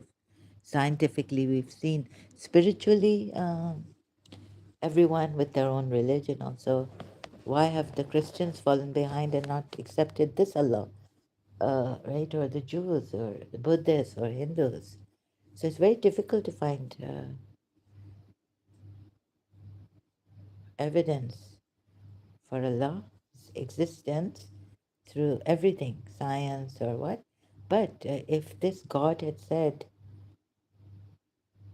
this is worship of me, that you do good to humanity, that would be a humanitarian religion. Not this that Imam Hussein has told the Shias, and Shias have said that, Imam Hussein stands for saving humanity. Oh my God. So no, I didn't find that. I found, on the contrary, bilaks in Arabic. I remember the word. My cousin used to say bilaks, speaking to her friend or something, bilaks, or in our, oh, so a little bit using the Arabic word. On the contrary, I didn't find this religion for humanity or saving humanity, meaning get them angry, fight against them, you know, until they become Muslims. Fight against them until they become Muslims. Surah Tawbah is also. So just quoting Surah Baqarah, it's not enough. Surah Muhammad ayat 4 also.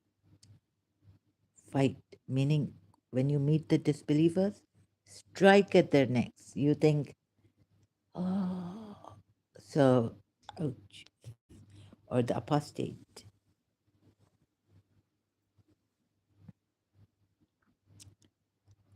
But there's this open to interpretation, right? So even your Muslims, how they become radicalized is they don't read, because some of your exegetes, Shias, don't make sense. And what Imam Hussein has said doesn't make sense, doesn't tally with the Quran ayats. So they leave you. They leave the Sunnis also. Some of the things the Sunnis have said don't make sense about the Quran ayats. So they they see the Quran ayats like this, as I show you, and as I've seen some of it, like them. And then, of course, when they meet you, or, you know, oh my God, Surah Muhammad ayat 4.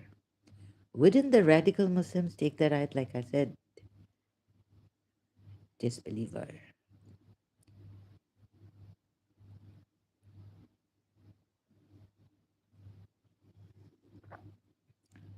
Or even their own, oh my God, yes, yes, right? It is open to, and only your interpretation cannot be taken. Because what is the meaning of the ayat is open to interpretation? Like Allah says, there are ayats which cause discord if you interpret them. But those are allegorical ayats. These are clear ayats and they're open to interpretation. Different. Like Surah 3, I7. These are allegorical ayats. And Shias and Sunnis, sorry, excuse me again, tongue tied. What? And no one knows its true interpretation except Allah, but and those firm in knowledge, say the Shias. So the Imams know. A Prophet Muhammad knew an Imam, so only they can interpret these ayats, which are allegorical. So it is He who has sent down to you, O Muhammad, the book. In it are verses that are precise, they are the foundation of the book, and others unspecific. Allah didn't give, well, in the form of He gave him what you call that, revelation, but He says book here, and others unspecific. As for those in whose hearts is deviation, they will follow that of it which is unspecific, unclear. There's a danger in the Quran of this also. So the Shia say not only Allah, because why would Allah send these ayats and not want you to interpret them? But to explain these ayats is better so that your hearts don't. So you're not from these ones whose hearts are deviated, and you don't cause discord, seeking discord. So better to stick to Allah and those firm in knowledge, Imams after Prophet Muhammad, who can interpret these ayats. Right? Now,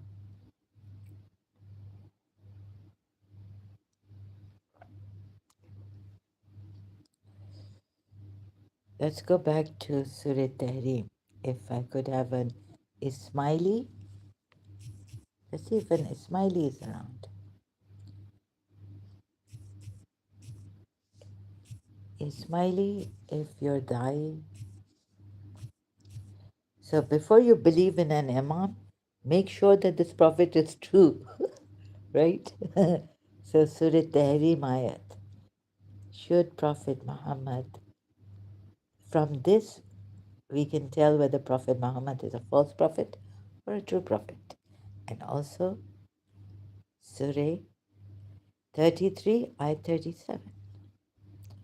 So which one to start? If there was a Ismaili around. Any Ismaili who has the courage or is around on YouTube and I hope sees my channel live stream. Any Ismaili around, we can discuss this. O Prophet, why do you prohibit what Allah has made lawful for you, seeking the approval of your wives? Will I be rational?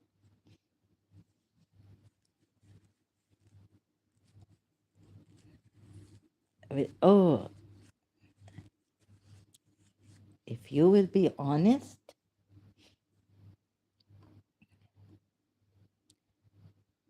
I will be, I'm honest. But any smiley, friendly discussion, like, you know, any smiley. Shia, 12 Shia. I'm scared of 12 Shias. Uh, they've been terrible with me here. I think a Sunni Muslim came in. So, تحرموا. So that you do, then the Imam also absolutely wonderful. Ismaili, sorry, yeah, but then how can you take the Quran from the Imam unwritten, but in his heart, right? It's not in a book, you say, and Imam knows the Tawil and all this interpretation. He's the expounder, he's the sole interpreter of the Quran. Anyone, any smiley here who can at least, or maybe you don't know, maybe you don't have the skill to question. Yeah, so how do I help? Even I can't help you with the skill to question. Like, so has read the tafsir and has gone through some, you know, ex-Muslim channels and has learned to question. So we can go deep into this again. That this is I can show you the Prophet is a false prophet. He should not have prohibited what Allah has made lawful for him, what Allah had made lawful for him, even seeking to please his wives on this.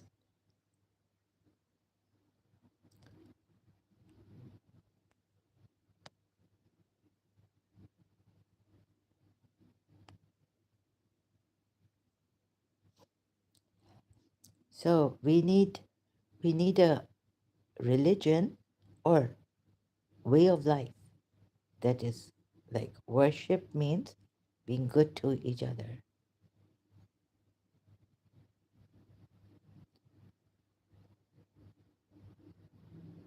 The greatest worship or worship, humanitarian, stand for humanity. And if someone doesn't believe in your religion or doesn't believe in anything, like an atheist, doesn't matter. You can be their friend. You can be good with them, as and they're not bad people. Maybe like so.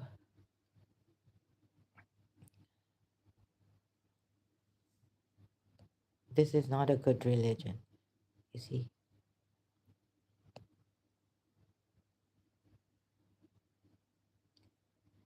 O Prophet, why do you prohibit what has made lawful Allah for you? Seeking to please your wives.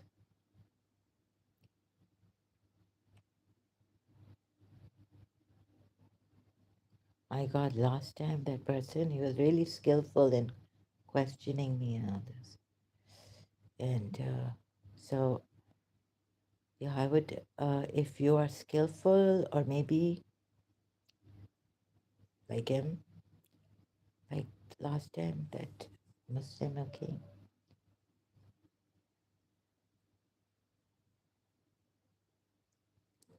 please don't hurt apostates, don't hurt blasphemers.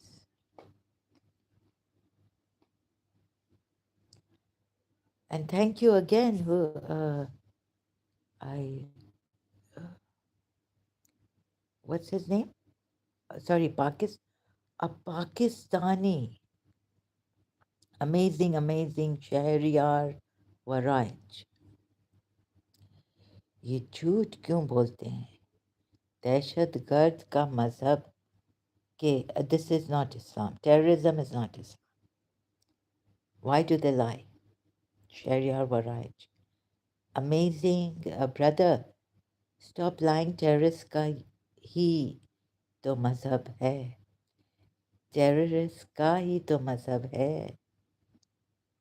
Oh my God, brother Shahriar Waraij. Really, really appreciate this. Stop lying to yourselves. Shias also. ये terrorist का ही मजहब है. This is the religion and the way of terrorists. So thank you so much. Really appreciate it. शायद आप किसी की apostate मेरे जैसे अपोस्टेट की अरेबिया में जान बचा लें पाकिस्तान में.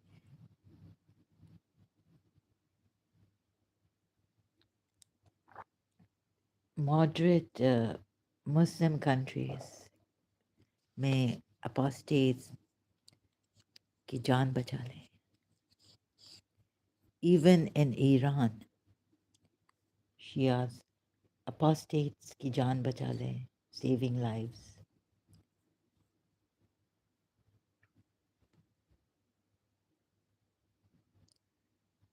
Stop lying, moderate Muslims, Shias and progressive Muslims. ये terrorist का ही मजहब है and religion है. नहीं नहीं ऐसे कहेंगे दहशतगर्द का मजहब दीन ये दीन ही terrorist है. Religion मजहब अच्छा ऐसे कहते हैं. नहीं.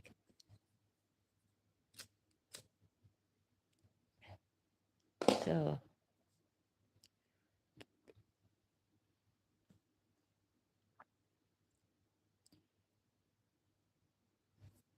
why do you lie, Shias, to yourselves? Why do you lie about this? Oh.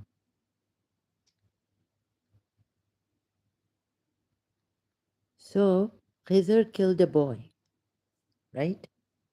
Why did he kill a boy? Oh, so we say that, oh, what Aka Mehdi Puya said, that force should be applied only by the Imams after Prophet Muhammad, his vicegerents, against these fasad. And of course, see, Khidr killed the boy. Why? Just because Khidr says we feared, meaning him and Allah, feared that because he was sent by Allah. He had ilm laduni, right? From Allah. From Allah says that from me, he had ilm, more than Moses. Moses was learning from him. So you see, Khidr killed him just because he was a disbeliever and that he would be overburdening his parents by transgression and disbelief. We feared. That's why Khizr killed him. Khizr killed a boy for this. And the Shia say, we can't, don't, Muslims, like we Shias can't do, male Shias don't do that, right? Because only Imam can do this. Moses had a high position with Allah. After what he did or what, then he went looking for someone who has knowledge from Allah.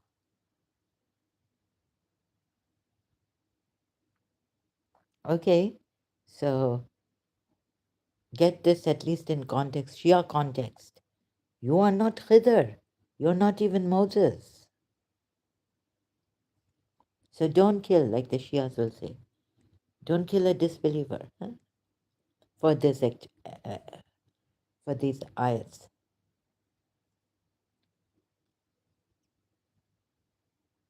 And and you also don't have the foresight like the Imam. Let's say now, if the Imam Mahdi was here, right? And he's looking at all this and he's saying, you're saying, Imam, why aren't you Imam Mahdi? Why aren't you killing her? She's an apostate. But he says, you don't know. Tomorrow at this time she will become a believer. So you're not the one to kill her, right? Imam, knowing the past, future, everything about someone, that's the Imam, right? Imam has that insight, foresight, knowledge that this boy will never become a believer.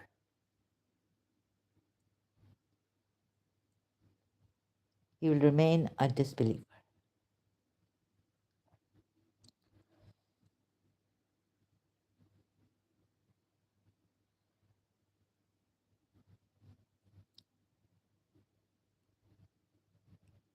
Anyways, so we intended that the Lord should substitute for them one better than him. So why is now Allah giving a believer? He should have from the very beginning given the parents. What lesson do we learn from this? Killing a boy because he will remain a disbeliever. Hazrat Khidr knows about his future also, like the Imams know our future. Oh my God. And then Allah intended to substitute for them one better than him. So we intended that the Lord Should substitute for them one better. Oh, the substitution, I didn't understand even when I was a Shia. We come back to the oppressors. Oh, the Surah Baqarah at 193. So fight them until there is no fitna, and religion is for Allah. Islam is the most dangerous religion to date. Uh, right? After Judaism, Judaism has changed. So, challenge to Shias on Allama Tabatabai exegesis on Surah Tahrim Ayat 1. Any Shia?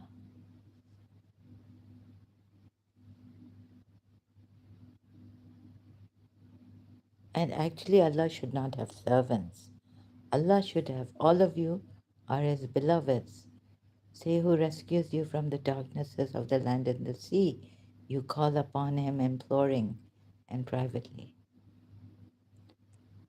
Okay, I think this is enough. How does love unite? Oh, beloveds.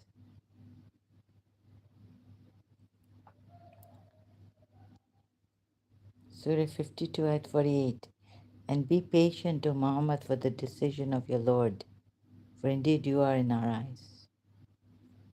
Okay, so, and exalt Allah with praise of your Lord when you arise.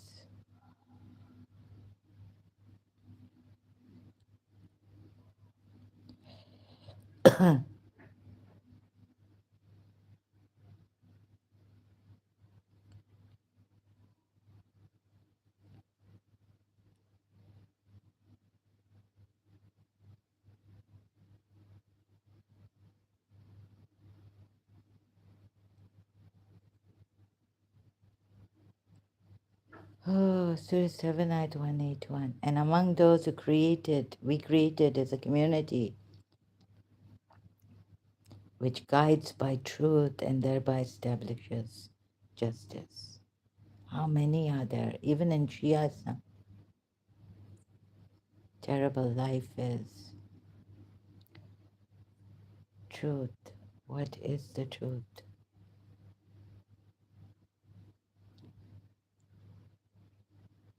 What is the truth? Al-Haqqa.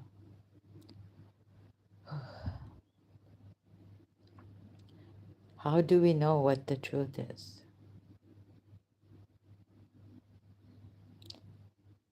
And so we can establish justice.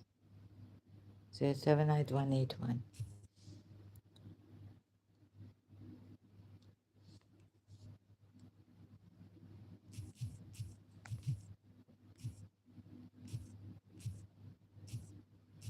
So no one suffers, and you find the power within you. So as the people outside, the powerful people, are creating so much sufferance,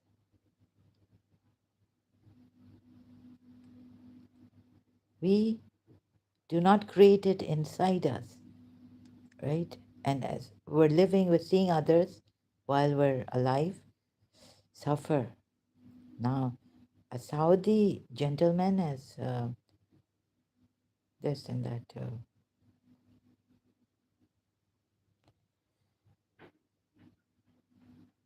for disrupting peace. He's blamed UAE, and of those whom we have created is a nation who guides with the truth. In Libya, where is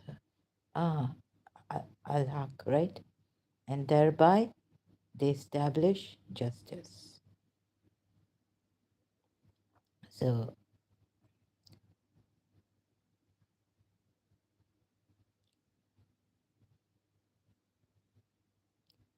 but those who denied our signs will gradually lead them from where not they know. and I will give them time. Indeed, my plan is firm. Then do they not give thought? Oh, there is in their companion no madness. Jinnati, yeah. Again, there is in the companion, about the companions. Companions are allowed to give thought, we're not allowed. Do they not look into the realm of the heavens and the earth and everything that Allah has created? And that perhaps their appointed time has come near. So, in what statement hereafter will they believe? Heavens, realm. Can we go in the realms of heavens and the earth? Do they not look? Okay, where's heaven?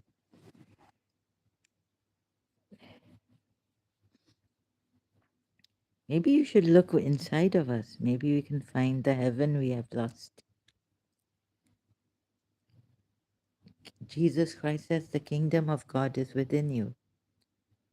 If the kingdom of God is within you, then that means heaven is within you, right? So, where's heaven within? Why should we look without, outside meaning?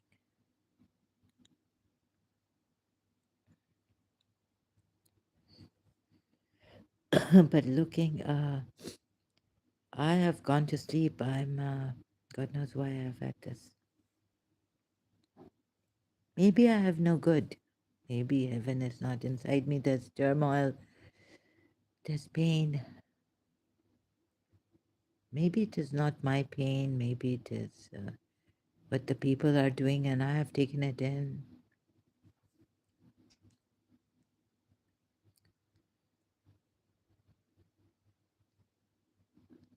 Excuse me.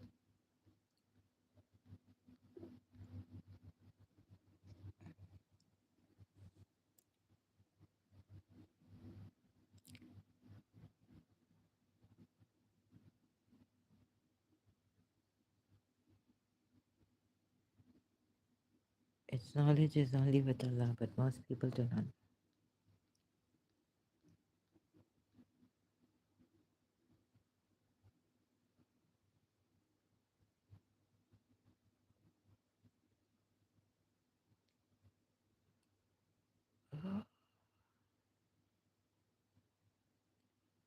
Oh my God, Prophet Muhammad is saying, "See, I hold not for myself benefit or harm, except what Allah has willed." Oh, okay. And if I knew the unseen, I could have acquired much wealth. You don't even know the unseen. How can you bear witness that there is Allah? Okay, am I not your Lord? Oh my God. And if I knew, had knowledge, meaning of the unseen, I could have acquired much wealth, and no harm would have touched me.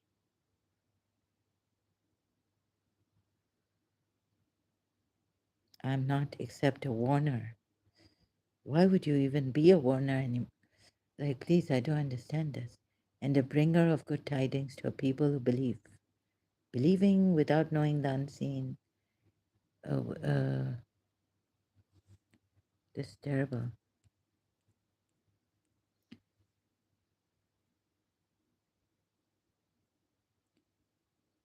It is He who created you from one soul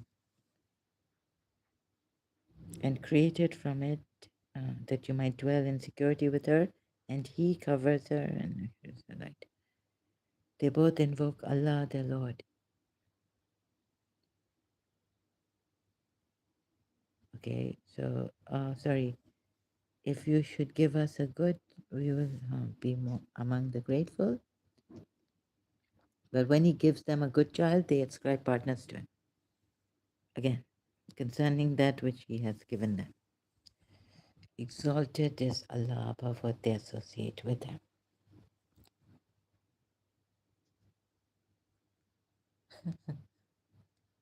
They ascribe partners to Him.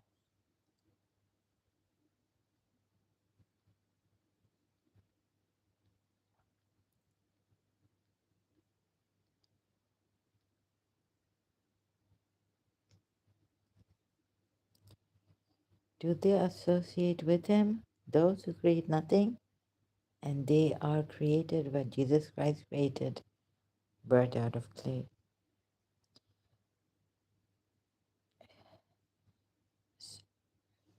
Allah should have said, do they associate with Him those who create from nothing? Not who create nothing. Jesus created something from clay, bird, and they are created. So Jesus was created, right? According to the Quran. Oh my God, but he created a bird out of clay. So please see this. I was question. I question like this, the ayat. Do they associate with him those who create nothing? And yet there's a contradiction, and they themselves are created. The contradiction is in do those who create nothing. Oh, this means Jesus Christ can be associated with him. Allah.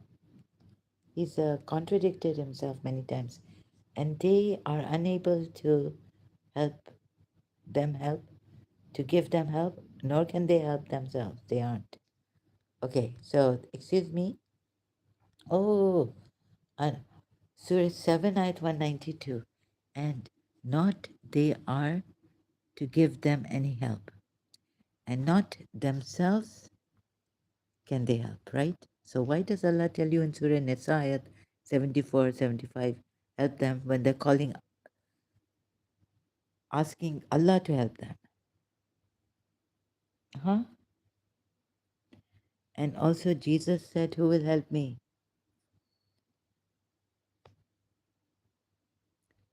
They can't, Allah here says they can't help. They are not able to help themselves. And Allah is asking for your help also at times, right? Who will help Allah to give Allah a goodly loan and all this?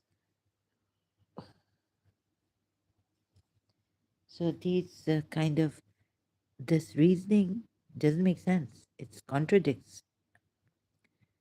And they are not able to give them any help.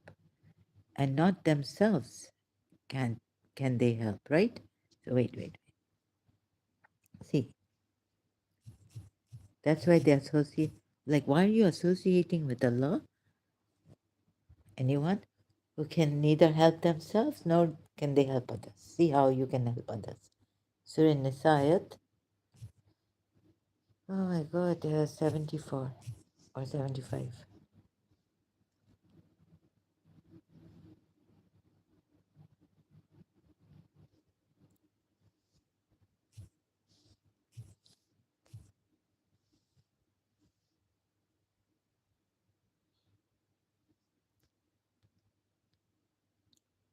And what for you that not you fight in the way of Allah?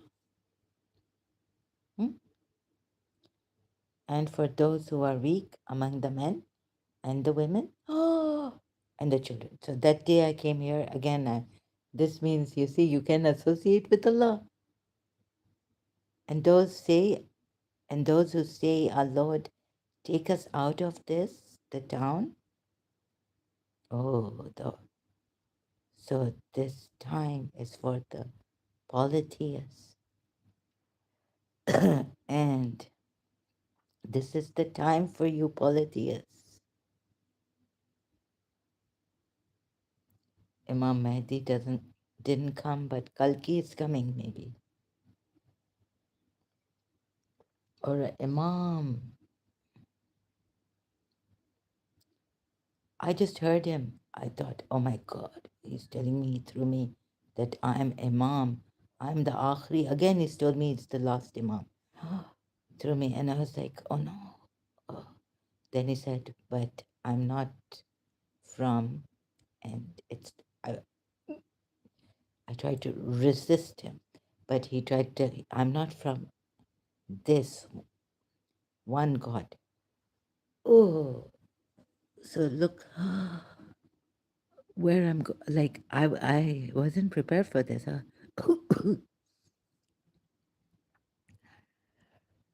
Oh my goodness.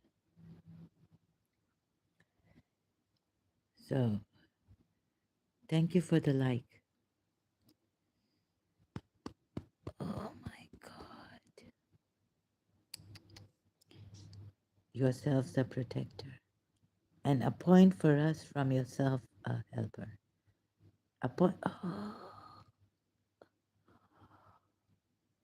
So, this last Imam, his voice came inside of me. I'm the last Imam. He's a polytheist. Polytheist. Imam. Oh my God. Rejoice, polytheists. It is your time. See? So Allah is telling you to help them from among yourself. Now, if someone comes among, and Allah is telling you, and then he's saying here, it's contradicting himself. So we will do this because I'm really overwhelmed. I think this is the time for the polytheists. Wait patiently. And Allah tells, perhaps Allah was telling the polytheists, I was thinking of that. When I was reading that ayat, I was thinking of that. There's an ayat that, and I can't find it while I was doing my research recently on some topic here. Ah, and they are unable to give them help, nor can they help themselves. The false deities, huh? They say, the partners with Allah, associating with Allah. Waris jo tera hota koi is jam hai. Do they indeed ascribe to him as partners? Things that can create nothing. Okay, things that can create nothing. But people, anything. Do they associate what cannot create anything? Do they associate? Not. What cannot create anything, and they are created? Not. Do they? Who has put this like that? Yusuf Ali. Do they indeed ascribe to him as partners things that can create nothing? Oh, so this is the time for this one God, this false religion, having no associates with him, right? This is the time for ah, this one God having no associates with him to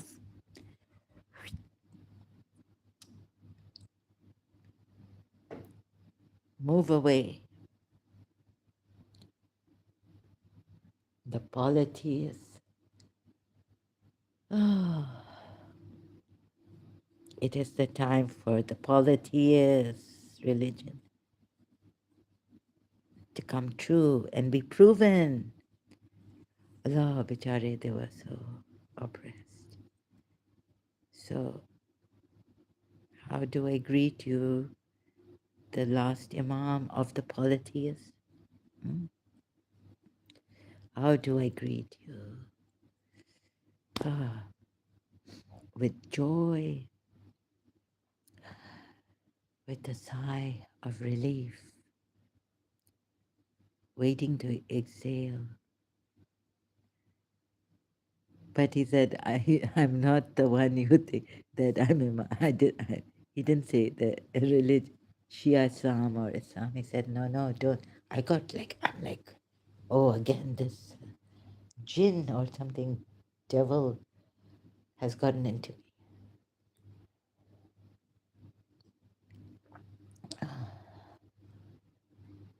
Hello. So, okay. So the last Imam, Imam, the last Imam. This was polytheist. It's been changed and upside. You see?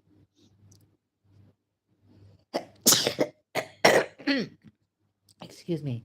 I think I've got a lot of strong allergy right now, and I've got to take an allergy pill or a no, herbal for this allergy. Sorry, can't talk much or properly. So uh, I think the excuse me, I'll be sneezing a lot. I've got to take my. Uh, I didn't take my herbal echinacea for allergy. Sorry, excuse me. Okay, I'll leave now. Do they indeed describe them as partners think that can create nothing? Oh no, and they are unable. False deities. Human beings can be associated with Allah, right? Not only the how you have done wrong in your ayats and translations against polytheists, mushriks. Okay, I'll continue later with this. It's never ending, it seems. This is terrible.